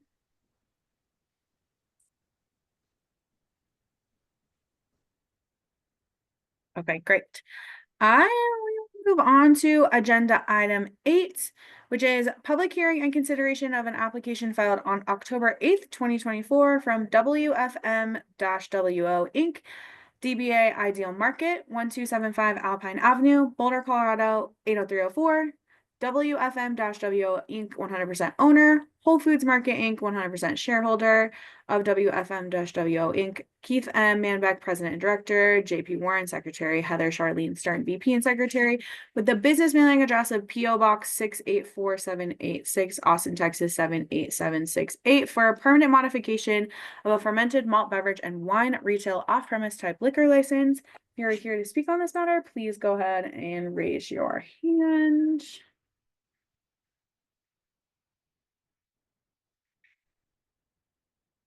And then, Christian, if I could just ask you really quickly, does does Eva Gerritsen need to be sworn in again for each matter? I think she's already been sworn in. Yes. So if she is testifying again, then she is still under that oath. And so just a reminder that she still is under oath, and she was sworn in previously, and she's still under oath as she gives her testimony for this hearing. Thank you. And Mr. Coates, welcome. Yes. And who will be testifying today? Good afternoon. My name is Kevin Coates. My registration number is 25995. I'm the attorney here for Ideal Market. We have Cole Kinzer, Kinzer. She's the store leader here for the Ideal Market. Eva Gerritsen is also present and under oath. We do have Jacob Cresswell from corporate out of Austin, Texas. Although I don't intend to probably call him, he's here to observe. If something comes up, obviously we can ask him to raise his hand. Thank you. Cole, I'll just go ahead and swear you in. If you will just say your name and spell your name for the record and give an address. Absolutely. It's Cole Kinzer, C-O-L-E, last name K-I-N-Z as in zebra E-R. And we operate at 1275 Alpine Avenue in Boulder, Colorado, 80304. Thank you so much. And if you'll just raise your right hand. Yeah. Do you swear or affirm that the statements you're about to give to the BLA are true and correct? Yes. And do you swear or affirm that the premise has been posted for at least 10 days prior to today's hearing? Yes. Thank you. And Mr. Coates, you already recorded your appearance, so I'll hand it over to the BLA. Thank you. Thank you, Caitlin. Mr. Coates, as counsel, are you willing to waive the hearing procedures, reading the hearing procedures? I am, and we are. Thank you. All right. Thank you very much. And then I'll ask if any authority members have any conflict of interest for this item or any ex parte contacts that they wish to disclose. Member Carr, no. Member Absalom, no. Member Haggerty, no. Okay, perfect. Are there any other interested parties who are going to act as witnesses today? I believe you said it would just be Cole, correct? From your side? My understanding is and Ms. Gerritsen will both testify. Sorry, Ms. Gerritsen. I would ask if anyone's here in opposition. Yes, and yes, this is the next question. Is there anyone here in opposition or who wants to supply public comment? No, not seeing anything. Okay, are you ready to proceed? We are, thank you. Please go ahead. Thank you. We will call Ms. Gerritsen first. It seems to be the order of preference here today, if that's appropriate with the authority. Please. Thank you. Ms. Gerritsen, you were previously sworn in, is that correct? Yes, sir, Mr. Coates, and I do understand I'm still under oath. And your comments earlier about who you are and what it is that you do, I assume are the same as well. Is that right? Yes, sir, that is correct. Did you and your company prepare a petition and survey associated with this modification of this fermented malt beverage and off-premise wine retailer licensee? Yes, sir, we did. Why don't you tell us a little bit about that and tell us what it is that you determined? Yes, sir. So we were hired by Ideal Market to complete the modification of an FMB and wine off-premises type liquor license. We did get with the paralegal from Dill & Dill and received information on October 29th of 2024 as to regards with what exactly the described change proposed was. And the information that we received was Ideal Market adding wine sales to the store, removing merchandise and adding shelves for wine sales. So gathering that information, we went ahead and with the help of the city and the map and their petition packets, we went out on the dates of Friday, December 6th and Sunday, December 8th, to provide this information out to folks inside the boundary area. We reached out to 407 business owners, managers, and residents inside the area, trying to contact as many businesses as possible. This isn't a high business area, so we did try and go back to those places that we could not reach prior to that, just because there was a small area in there. We were able to obtain a total of 121 signatures. 21 were from business owners and managers. Once again, we are a third-party petitioning company, which means we do not guarantee results. We simply provide the survey, and the results are is. Of the 21 signatures, we had 13 sign in favor at 62%, and we had 8 opposed at 38%. We then reached out to 100 residential signatures. We obtained 100 residential signatures with 87 signing in favor at 87% and 13 opposed at 13%. If we combine these totals, these are just our raw numbers. We have 100 signatures signing in favor at 83%, 21 opposed at 17%. We did, once again, ask those folks to write in why they're in favor or opposed, as folks can see from the packets. We did list those on our second sheet, our second page. 5 declined to provide us a reason. Quote marks, we don't count those as a follow this kind of reason from the one above. They actually have to write that in. We did ask them to write that in. He refused to do so. He just put quotes. So we do count that as a reason, or a non-reason or no reason. We had 2 that said there is no need. 13 stated competition, and 1 said contradiction to of a health store. If we remove those items that don't necessarily speak to the needs and desires, as competition is not considered one of those, we actually bump up that in favor petition or in favor signature to 93% and 7% opposed. It is totally up to the authority as well. But given the raw numbers, and we did want to make sure that we reiterated, and we carried the front sheet, and she actually kind of pointed out several times of what the type of survey is being done for, which is the modification. We did want folks to understand that this isn't a whole new liquor license, that this is a modification of an existing license, because we did have questions in regards to distance to the retail liquor store as well. So we did want to make sure that we clarified that. However, anybody with any concerns, we did invite them to the public hearing. We did let them know that there is a public hearing as stated on the petition packets as well, and they could address that directly with the authority or the applicant. There are only 2 licenses of similar type inside the area, the Circle K and Ideal Market. The 83% still shows a positive need and desire for the modification of this FMB and wine off-premises license, and that the existing outlets have not yet met that need. Be happy to answer. Thank you. You referenced in your comments that there was only one other license of this class within the defined boundary, that being a Circle K. That is correct. Yes. And that Circle K is a convenience store, is it not? That is correct. Yes, sir.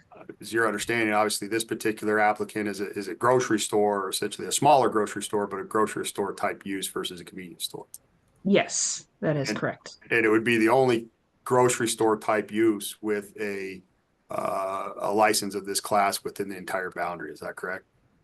A matching license type. Yes, that is correct, sir. Does that factor into your opinion here as to whether or not there's a need and desire with respect to this modification to occur for Ideal Market? It does, because of licenses of similar types. That's why they're broken out into individual licenses. So yes, this does factor into that. And once again, just the raw number of 83% still shows a more positive need and desire than the opposition. But once again, we did ask those folks that had concerns that they were more than welcome to attend. Thank you. I don't have any additional questions, Ms. Garrettson. I very much appreciate your time and would tender you to the authority for any additional questions they might have. Yes, sir. Any questions, Member Absalom? Yeah, Ms. Garrettson, this is Member Absalom. How are you? How are you? Always nice to see you. Yeah, Uh, good to see you. so you were discussing these concerns. Are you just basing that off of the opposition votes in terms of was there something coming from any of the people that were out there on your team? Was there something of a concern or? Yeah, well, so the more she kept feeling that they were more in favor towards, I believe it's the Wine Merchant, which is located at 2690 Broadway. And that folks see that as their go-to retail liquor store in the area. They were very favorable to that.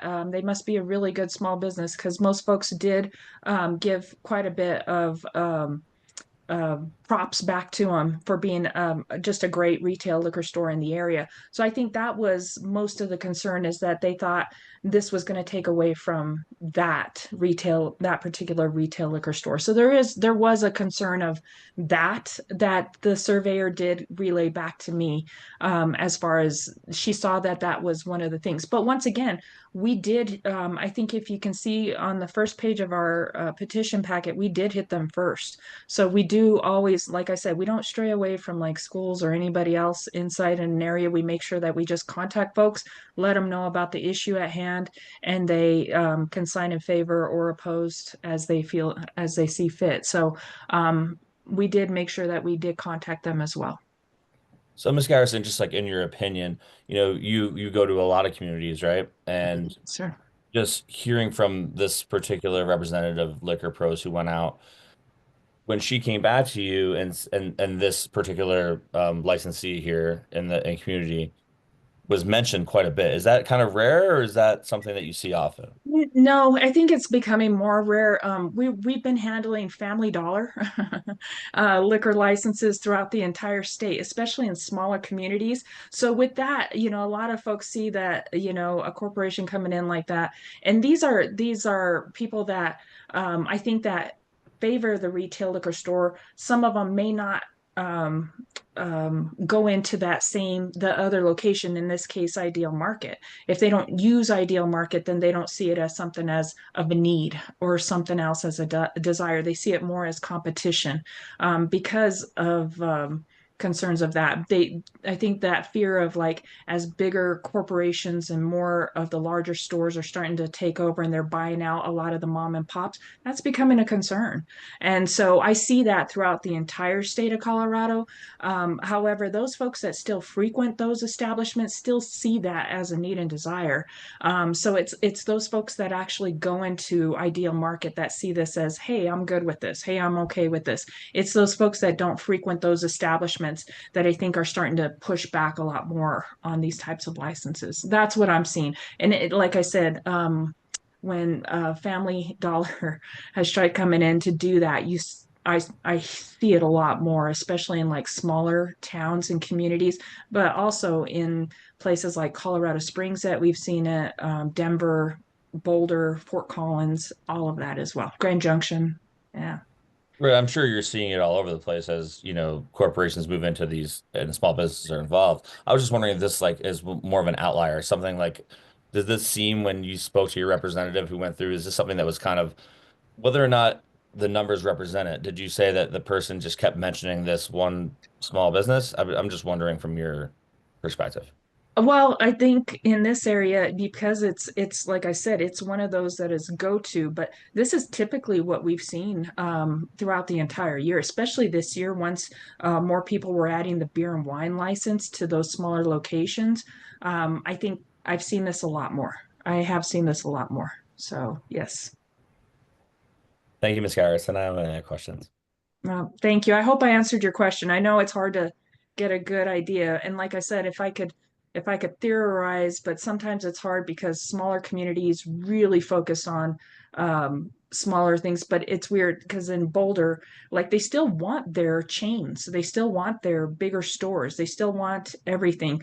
But at the same time, that tug of war is going back and forth. It's very interesting to see as we go through this process, the mindset of how people are thinking in the state. So yeah. And that's I kind of would. what I was picking your brain about. I know there's no real definitive answer to that. Everyone wants a cheaper price for a product, and I respect that. And I'm asking your opinion because you see this a lot. You had specifically mentioned that your operative in the field had spoken about specifically this other licensee here. So that's why I wanted to ask your opinion about it and see how this is going throughout the state, because this is a very important issue that Member Carr and I have actually been diving into recently. So your opinion means a lot to us, and obviously we'll follow the law. But thank you so much for your time. No. Yeah, any information I can help with, like I said, we just kind of, like I said, we don't go out there with an agenda and saying and pushing it's just more of how we see things coming back to us. And our surveyors, we do training in-house with ourselves as well to remind all of my surveyors are, I like to call them veteran. If we take the total amount of years that our surveyors have been, we're well over 100 years.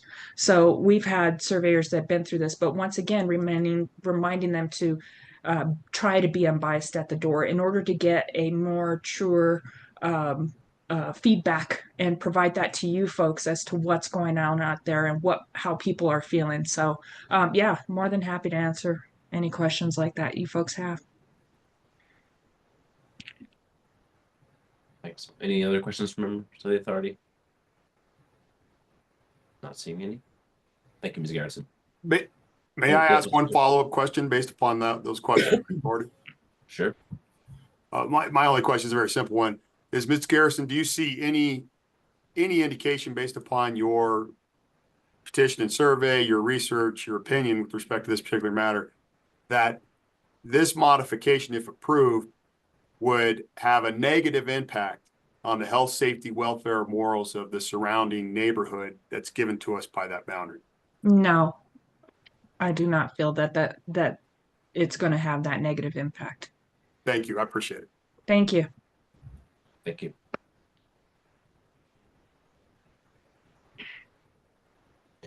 Ms. Coates, your next, yeah. Thank you. We'll call Ms. Kinzer. Hey. Hi, Ms. Kinzer. You were previously sworn in, is that correct? That's correct. Yes. And could you spell your first name and your last name for it? Yeah, absolutely. It's COLEKINZER. And I do apologize, y'all. I have a little bit of laryngitis here, so if you need me to repeat, I'm happy to do so. Ms. Kinzer, you work for Whole Foods. How long have you been with Whole Foods, the company? 15 years. And over those 15-year period of time, have you been always a store leader, or have you had other capacities at store? No, I've worked my way up from just a team member position over the course of 15 years. I've been in store leadership for 8 years and here at Ideal Market as the store manager for the prior 3 years. During your 15 years, have you ever, at any of the establishments you worked at, ever had a liquor license violation? None. And your 8 years of management, have you managed or supervised anyone that's had a violation? No. How long have you been here in Boulder? I've been in the Boulder location since 2021, between Boulder, Table Mesa, Pearl Street, and here at our Ideal Market. No issues associated with alcohol sales at the location with the existing license? That's right. Tell us why is it that we're doing this, and what is it that we're doing with respect to this modification? Sure. So ultimately, we're trying to stay relevant. You know, there's been massive changes to licensure throughout the state of Colorado. And as I understand, we're one of the only grocers in Boulder that doesn't currently offer full ABV beer and wine. You know, within the boundaried area, we're the only grocer, as you mentioned. And the reality is we get these asks from our customers, and that's what prompted us to revisit this question. You know, we too are big fans of Boulder Wine Merchant. They have an incredibly curated selection, really knowledgeable customer base. And so we are not only good neighbors, but fans of their market as well. What we're looking to do is to meet a customer ask to be able to offer beer and wine pairings for the products that we sell in store as we would at any of our other locations. And again, we're going to have a very limited assortment. And so looking to just offer a really curated selection for pairings within our store. One of the things we pride ourselves on is being that neighborhood market. Where folks are able to avoid getting in a car and can just walk and get what they're looking for in the community. And so being able to offer some of the assortment that Boulder Wine Merchant doesn't currently is one of the drivers as well. Can you describe a little bit more of that pairing process you described, the word that you just used, pairing? What is that? What does that mean? And why is it relevant and important to you? Absolutely. Obviously, happily, we're in a pretty foodie community. And, when you talk about selling cheese or you talk about selling seafood or beef, we frequently get asked, you know, what would you serve this with? How would you cook this? What would you pair this with? And so a lot of our programming, especially in our specialty department, which would typically host the beer and wine in nearly all of the locations, is structured around offering a cheese with a paired beer or wine. And so we just like to be able to play in that space and offer that convenience to our shoppers. And in terms of folks asking, your customers asking, how Yes. often are they asking for We hear it several times a week. You know, do you guys have beer and wine? Oh, are you going to get beer and wine? You know, we advise that we do carry hard kombucha, but when it comes to specifically those pairings, you're looking for more traditional beer and wine assortment. You've seen the after diagram that's been submitted, both the zoning and this authority associated with where alcohol will be displayed and stored if in fact this modification is approved? Yes. Describe it for us in terms of addition. What is the addition that is Right. essentially being requested here? Sure. So presently we carry just hard kombucha, and it's on 1 6-foot shelf in the store. What we're looking to do is expand to 4 linear feet of refrigerated retail upright space. So this could be a really limited assortment of beer, wine, whites, and sparklers that would be refrigerated. And beyond that, we'd be looking to place kind of rotational beers, or I'm sorry, wine and beer stacks throughout the sales floor. So a really limited SKU count. Only the additional of 4 linear upright space for beer and wine refrigeration. That rotational space that you described, you already theoretically could do that with temporary displays. Is that correct? That's right. But you want to obviously come to the authority in good faith. We want to do it the right way. Yep, absolutely. Show them where you want to put this particular space, and also articulate essentially the expansion. Sounds like by 5 shelves within a 4-foot space. That's right. Of cold or refrigerated product that you would be selling. That's right. And is all of this in conjunction with essentially pairings and trying to be relevant to essentially what the customers are asking for? Yep. You mentioned that you enjoy and are a patron, I believe, of the liquor store across the street. Is that correct? Yeah, absolutely. We're most of my team members shop over there. They have a phenomenal assortment. We're friendly neighbors. You know, we do some special ordering through them, and of course they carry spirits, and so that's not something that we're even talking about. That's a space that's entirely theirs, and they do very well. Tell us a little bit about the impacts this could potentially have on them, because I mean, what type of sales are you talking about here at this location? In fact, the license is modified. So based on what we're seeing at other locations with their assortment, you know, our space is limited. We're a very small retailer. We're anticipating sales of less than $500 a day. Boulder Wine Merchant is, again, highly curated, really intentional assortment that's more or less static. We're talking about bringing in some of the national brands. So I don't really think that we're looking at massive impact to their operation, because they're so differentiated such as it is. And again, their focus is on providing a really curated assortment and being able to speak to that. We're going to be playing in what required programming is for a Whole Foods market. On top of that, you know, one of the benefits to our community, and something that we hear from shoppers, is Boulder Wine Merchants are only open to 10 to 8 on the weekdays and 11 to 7 on Sundays. We're obviously open 7 to 9 p.m. every day. Obviously, we wouldn't sell before 8 a.m., which is the legal limit, but that does expand the hours of availability for folks in the community as well, where they're not having to get in the car and drive somewhere else. They could just walk to our store when Boulder Wine Merchant isn't open. And you describe this as a walking community in this area. You're the only grocery store within the walking community. That's right. Do you believe then that gives essentially a need for your products to essentially pair with additional alcohol on a limited basis, as you described? Absolutely. It's an ask from our customers, and it is a proven success driver for other locations and other grocery retailers. A little bit about your program there. Over the last 3 years there at this location, you haven't had any issues associated with alcohol sales. Tell us what it is that you do to make sure that you have compliant alcohol sales. Yeah, absolutely. You know, we're already in partnership. We were aware of the changes with tips, and so we're already in partnership with Tom Reagan of Tom Reagan Consulting. He's one of the LED approved vendors, and he's the one who's been delivering all of our beer and wine training, or I'm sorry, our alcohol beverage training to team members. We have a protocol around having those trainings completed within the first 30 days of new member onboarding to make sure that everybody's in the loop. We don't have any kind of self checkouts. Again, we're just a really compact location, and so we pride ourselves on service. every register prompts, obviously, for carding and IDing. There's no self-checkout where we have to concern ourselves with folks, sidestepping that.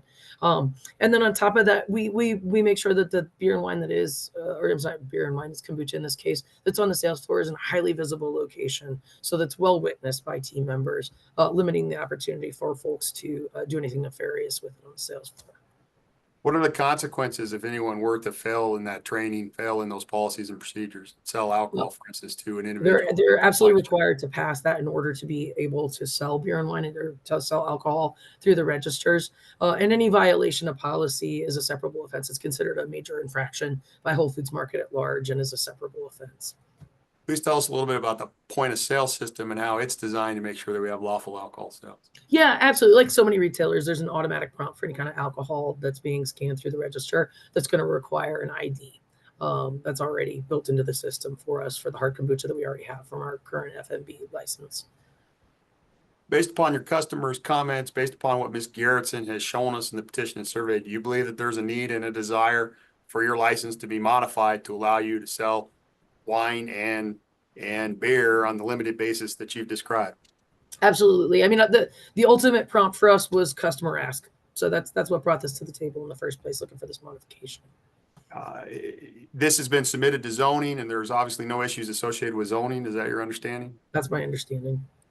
And in terms of overall, this particular application, do you see it having any, if it granted, the modification is granted, do you see it having any adverse impact on the health, safety, welfare, or morals of the surrounding neighborhood as depicted in the boundary that's been given to us? No, I don't. We in addition to positing all alcohol in a highly visible locations, and I mean, we're a team of 104 here at the store in 8,000 square feet, so you can't walk very far before you run into a team member. Everything's going to be in a really visible location. We also employ a private security service that would help make sure that we're not seeing any kind of LPI concerns. Good. Is there anything else you'd like to tell the authority that I have not asked you a question about? No, just again, we're aware of the support for Boulder Wine Merchant. We are supporters of Boulder Wine Merchant as well, and I'm not looking to do them any harm. We really are just trying to stay relevant and answer the ask of the community. I appreciate that. I would tender you to the authority for any additional questions they may have. Thank you. Thank you so much, Kevin. Thank you. Are there any questions from members of the authority for Cole? Nobody either. Thank you for your testimony. Mr. Coates, any kind of final statements? I don't think so. I don't think we need to call Mr. Cresswell. But at this point, I don't have any additional witness. If you want me to make comments, I certainly can do that. No. All right. I think we're ready to close for deliberations then. Members of the authority, do we have a motion? I mean, just to deliberate with the other members of the authority, I just hearing the testimony here, it just seems like everything is so in place in terms of training and how they're managing this modification. So I just can't see a way to not approve this modification. Everything's well in place. Despite, what we see in some of the needs and desires petitioning, I just can't see it. They're doing everything. They're doing everything right. And there's no way to not allow a responsible vendor to go ahead and move on to this next step for them. So I will then go ahead and make a motion to approve this modification of the license. Member Carr will second the motion. All in favor? Member Carr, aye. Member Absalom, aye. Member Haggerty, aye. All right, so moved. Thank you for your time. Appreciate it. Happy holidays, Merry Christmas, Happy New Year, and we'll see you all next year. Thanks so much. Thanks a lot. Thank you.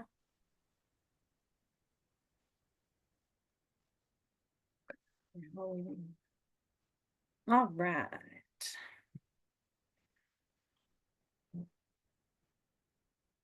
Next, we have agenda item 9, public hearing and consideration of an application filed on October 10th, 2024 from Fringe Pizza LLC, DBA Fringe, a well-tapped eatery, 2900 Valmont Road, Suite A1, Boulder, Colorado 80301. Dewey Brown member, Lisa Lund Brown member, Whitney Rahote member, and Nathan Rahote member and registered manager with a premise business mailing address for a change of class from a beer and wine type liquor license to a hotel restaurant type liquor license. And if you're here to speak on this matter, please go ahead and raise your hand and I'll let you in.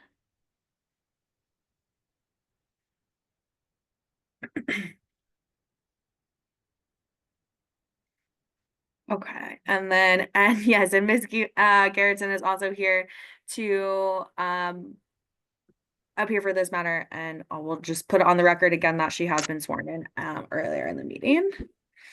And Whitney, I see you're present, and will anyone else be joining you? Yes, Dewey Brown should be on here as well. Buddy Brown. Great. So whoever would like to testify, and you're not represented by counsel, is that true? That is true.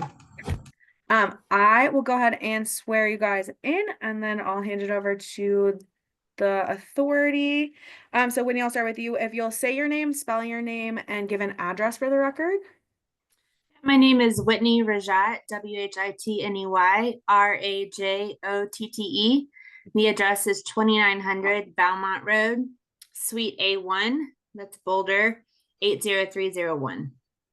Thank you. And then Mr. Brown, if you'll do the same, say your name and spell your name for the record and give an address. Oh, we can't hear you, Mr. Brown. I see you're unmuted, but we can't hear you.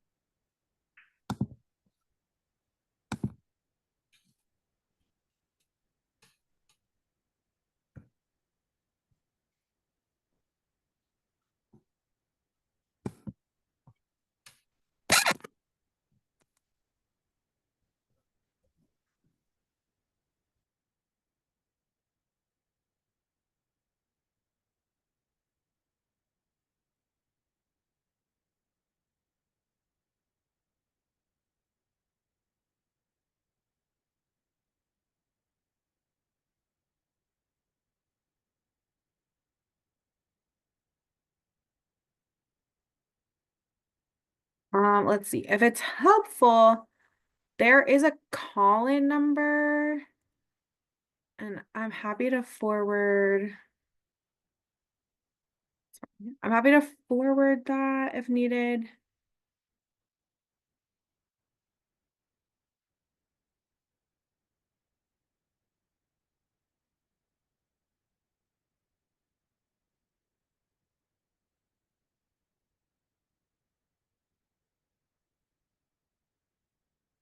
Whitney, if you're okay, we can proceed, and then as soon as Mr. Brown gets on, I can swear him in, and all of that, if that works for you, or if you prefer to wait for him, that's fine too. No, that's fine. We can go ahead.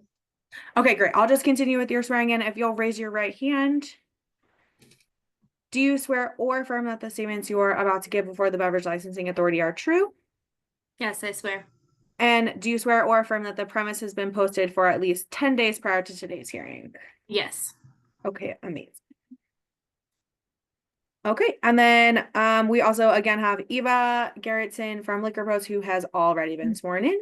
So I will hand it over to the authority, and then once Mr. Brown gets in, I'll swear him in. Okay. And Whitney, you're not represented by counsel today? No. Okay, so then I'm going to go ahead and read the hearing procedures into the record. This is a public hearing before the Beverage Licensing Authority of the City of Boulder to determine whether the application of Fringe Pizza LLC, doing business as Fringe, a well-tapped eatery, for a change in class of from a beer and wine type liquor license to a hotel restaurant type liquor license, shall be granted or denied. This hearing is conducted pursuant to the laws of the state of Colorado and the rules of the Beverage Licensing Authority of the City of Boulder. The purpose of this hearing is to receive information, data, and testimony by interested parties in order to enable this authority to make the findings and reach the conclusions required to be made by state law as to whether or not the license applied for for this license shall issue. Interested parties are the applicant, residents of the neighborhood under consideration, and the owners and managers of a business located in the neighborhood under consideration. For purposes of determining who is an interested party at this hearing, the neighborhood under consideration is the neighborhood previously defined by the authority. The authority shall make a final determination of the affected neighborhood prior to determining whether the license shall be issued, the change in class shall be issued. Any interested party may speak to the question of the neighborhood designation, as well as any information relevant to the granting or denial of application. A record is being made of these proceedings, and those who wish to desire to be heard shall identify themselves by stating their name, spelling their last name, and stating their pertinent address. They shall also be sworn in by the board secretary. Does anyone on the board here have a conflict of interest or any ex parte contact regarding this item? Member Carr, no. Member Absalom, no. Member Haggerty, no. Thank you. Are there any members of the general public who wish to supply comment? Not seeing any. Okay, perfect. All right. So Whitney, are you ready to proceed? I am. And sorry to interrupt. Oh, Before sure. we proceed too far, it looks like Mr. Brown was able to get back in. And Mr. Brown. Can you Okay, hear me great. now? Yes. Yeah, I'll just go ahead and swear you in real quickly and then we'll Okay. move on. Whitney will attest to the fact that I'm not real bright as far as this is concerned. So No, you're definitely not the only one. Happens all the time. Yeah. Okay, if you'll just say your name and spell your name and give an address for the record. Dewey Brown, Dewey Brown, 2900 Valmont Road, Suite 1, Boulder, Colorado, 80301. Thank you. And if you'll raise your right hand. Do you swear or affirm that the testimony you're about to give before the Beverage Licensing Authority is true and correct? I do. Thank you. Sorry for the interruption. Go ahead. Thanks, Whitney. You can go proceed. I'm sorry, I proceed now. Yeah, we're filing for a change of class license. We currently have a beer and wine license. And really just due to customers asking us often to extend a full liquor license, and also a revenue stream as well. That's why we are asking for this change. Okay, awesome. Dewey, was there anything you'd like to add to this? No, that's pretty much it. We've been open for years, well, a few years, and we just have customers frequently asking for full liquor, and we're trying to kind of eliminate the veto vote from people coming in where someone in the party wants to have a cocktail. Perfect. Okay, thank you. Are there any questions from members of the authority? This is Member Absalom. I just had a question. Just to remind me, this is your license. You have the self-serve beer there, right? We do. I just recall that as being a really interesting concept around responsible alcohol service. You haven't had any infractions, so it sounds like it's going great. How's that going? It's working out really well. We opened during COVID, which was fun. And so what was interesting is during COVID, we couldn't do a lot of self-serve because you had to wipe down everything between guests and all that. So we did a combination of table service versus, hey, you can go to the wall and serve yourself. And it's worked out great. And we're still doing that. So we still have the guests that use the wall, and we are able to, we have to scan their ID before they can use the wall. So we know they're of age. And then at the table, if we have to card, we have to card. So we're doing kind of a hybrid service, and it's worked out wonderful. Well, I really commend you on that. I think all of us on the board were a little bit wary of a self-service alcohol program, and you've done it well and responsibly. So continue that with the policies you have in place, because when we first, I was thinking about when we first saw that, I was like, oh my gosh, people can serve their own beers, but you've managed it correctly and legally, and I really wanted to just send you some accolades for that. So thank you for doing that in our community. Well, thank you. We I have nothing appreciate else. it. I have one question. Will you plan on having pre-mixed cocktails as part of the beverage wall also? Potentially, right now we do not, but it is when I say pre-mix, we might have the mix on the wall, but not the alcohol in the mix necessarily, where we would pour the liquor and then add the mix. Got it. Thank you. Any other questions from the authority? Okay. Thank you. Ms. Garrettson, I'd like to invite you to testify. Yeah, thanks, Chair Carr. I do understand once again that I am still under oath. And I apologize, Caitlin.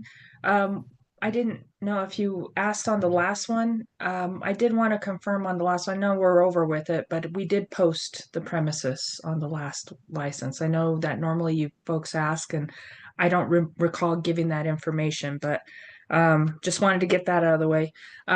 We were hired for this particular license application for Fringe, a well-tapped eatery, for their change of class from a beer and wine type liquor license to a hotel and restaurant type liquor license. Once again, we third party, we do not guarantee results. We were provided with the packets that actually did explain the change of class to a hotel and restaurant type liquor license. The cover page did state already that they had the beer and wine. Everybody around that area were very familiar with these folks. You can tell that this is one of those locations that folks walk back home from, if they're going to partake in any sort of alcohol beverage. Folks, yeah, everybody kind of knew who they were. We did petitioning on December 3rd and December 4th of 2024, made attempted contact with 421 business owners, managers, and residents inside the area, and obtained a total of 120 signatures. 50 were from business owners and managers. We once again let other folks know what they were trying to do inside the area. Everybody was good with that. All 50 signed in favor at 100%. We then obtained a total of 70 residential signatures, 65 signing in favor at 93% and 5 opposed at 7%. Once again, asking these folks to write in why they're in favor or opposed. Reasons for opposition we focus on right now. 4 declined to provide us a reason, so we count those reason that is a valid opposition. 1 stated that there was I believe an overflow into public parking into the residential areas, which was a concern. We listed it, but honestly, it doesn't really change the percentage all that much. Just the raw numbers. They had 96% signing in favor and 4% opposed. There are 13 other license types inside the area. The 96% clearly shows that there is a need and desire for this hotel and restaurant type liquor license in the area, and that the existing outlets have not yet met that need. Thank you, Ms. Garrison. Thank you. Any questions from members of the authority? No questions. Thank you for your testimony. Right. Thank you. With that, are there any, I guess, final comments from either you, Whitney, or Dewey? No. I'm good. All right, great. And we'll close for deliberation. I'm not seeing anyone else here to speak on the matter. Members of the authority, any thoughts on this? Motions? It seems like, my perspective, they've, been running the business. They already have a liquor license. They haven't had any issues.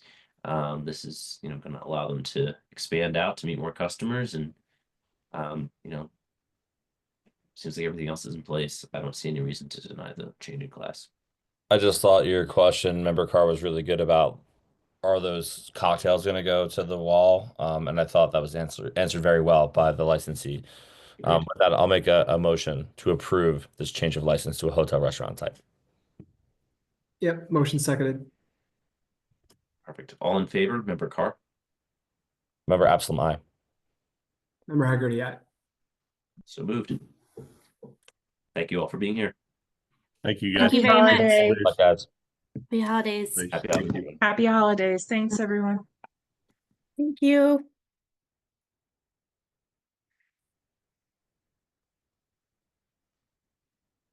Okay. Thank you, everyone. We'll move on to agenda item 10, matters from city attorney. I don't believe that Christiana had anything for you all. That's right. I don't have anything for the BLA. Thank you. We will move on to agenda item 11, matters from licensing clerk. I have 2 boundary settings for you for the January 15th, 2024. Let me share my screen.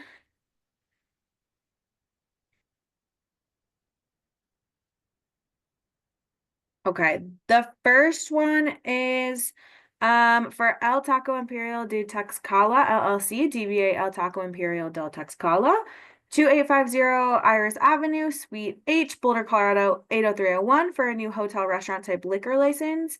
I could not find any good suggested boundaries for this location, unfortunately. So I'm sorry about that, but I'll have to go by scratch. Let me know if you need to zoom in or out more. What about how far away is like Chez Louis from there? Oh.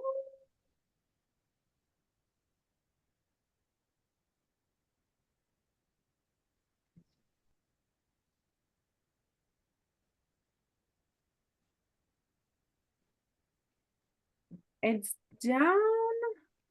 Looks like down the street down here. Do you want me to see if I can find? I'm just wondering if that's the closest. There was technically the closest is the Boulder Cork, but they were approved like many years ago. Yeah. And it was hard for me to find it. I think we can set. Could you zoom out again? Yes, of course. I'm thinking maybe like Broadway to the west. I don't know. Let's see what's the north. Can you go up a little further? Maybe J to the north. Yeah, I think J makes most sense north. Yeah. And then Arapahoe to the south. Go ahead. Were you gonna say something, Brendan?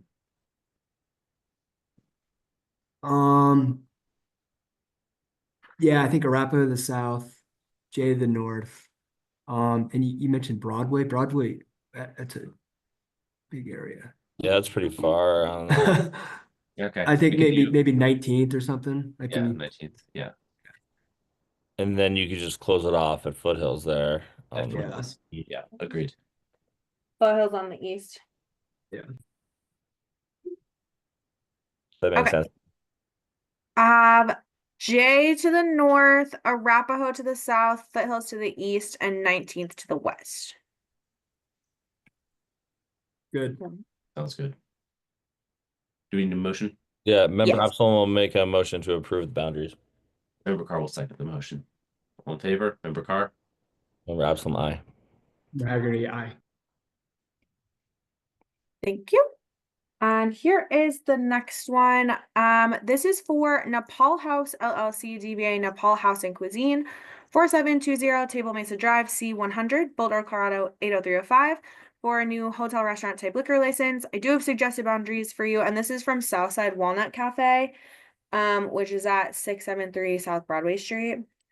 And they had Dartmouth to Broadway on the north, city limits to the south, Highway 36 to Moorhead to the east, and city limits to the west. Maybe we should expand it on the east because this is further east as well. Should I we say? agree. I think you should go over Foothills into that neighborhood there. Yeah, I would say like city limits on the east. Yeah, why not? Because you want to get all those neighborhoods there. Yeah. No problem. So that would change it to Dartmouth to Broadway on the north and then city limits on the southeast west. Yeah. Sounds good to me. I'll make a motion to approve the boundaries. Go ahead. Member Carr will second the motion. Thank you. And all in favor? Member Carr, aye. Member Absalom, aye. Member Haggerty, aye. Thank you so much.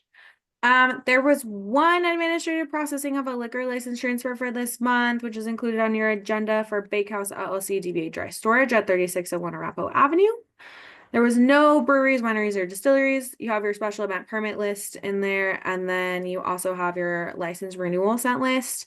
There is a memo regarding board recruitment and the dates for that, and then you'll also be getting a separate email, like a recruitment email that'll be going out. Please feel free to forward that to anyone who you think might be interested. There are 2 seats opening for this recruitment cycle. Yeah. And if there's no questions about any of that or any other info, we can move on to agenda item 13. Yeah.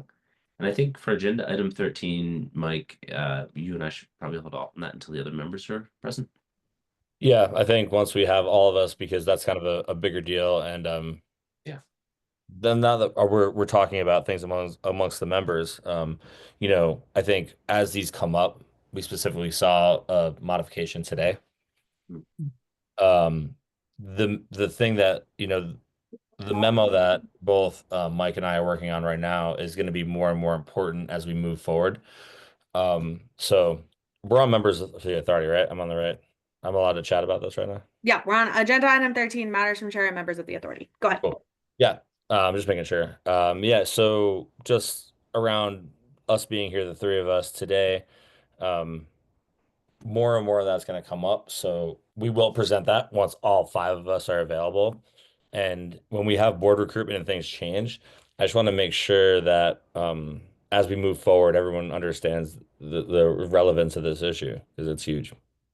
Yeah, I agreed. And yeah, this may be something we even dig into deeper at our retreat, which is kind of another thing. Do we want to continue to well, I guess we'll think about that in January when everyone's present, but finding some dates for that. Yeah, and you know, also seeing, you know, results from Waffle House in terms of the machine work, you know, the ID check machine working. Like there's a lot of things that we've been talking about that are actually happening faster. And you know, obviously I'll leave a statement before I leave the board if someone actually if someone actually gets recruited. But you know, there's a lot of things that we've been through in these last couple months that are big deals for our community in alcohol service. So really happy, and props to Vice Chair Carr for running a great hearing today. Thank you. Thanks And everyone. I'll make a motion. Mike. Well, you're up next, Brandon. I think actually it goes, you're the next in the pecking order to be the vice chair. I'm not sure about exactly how it works anymore, but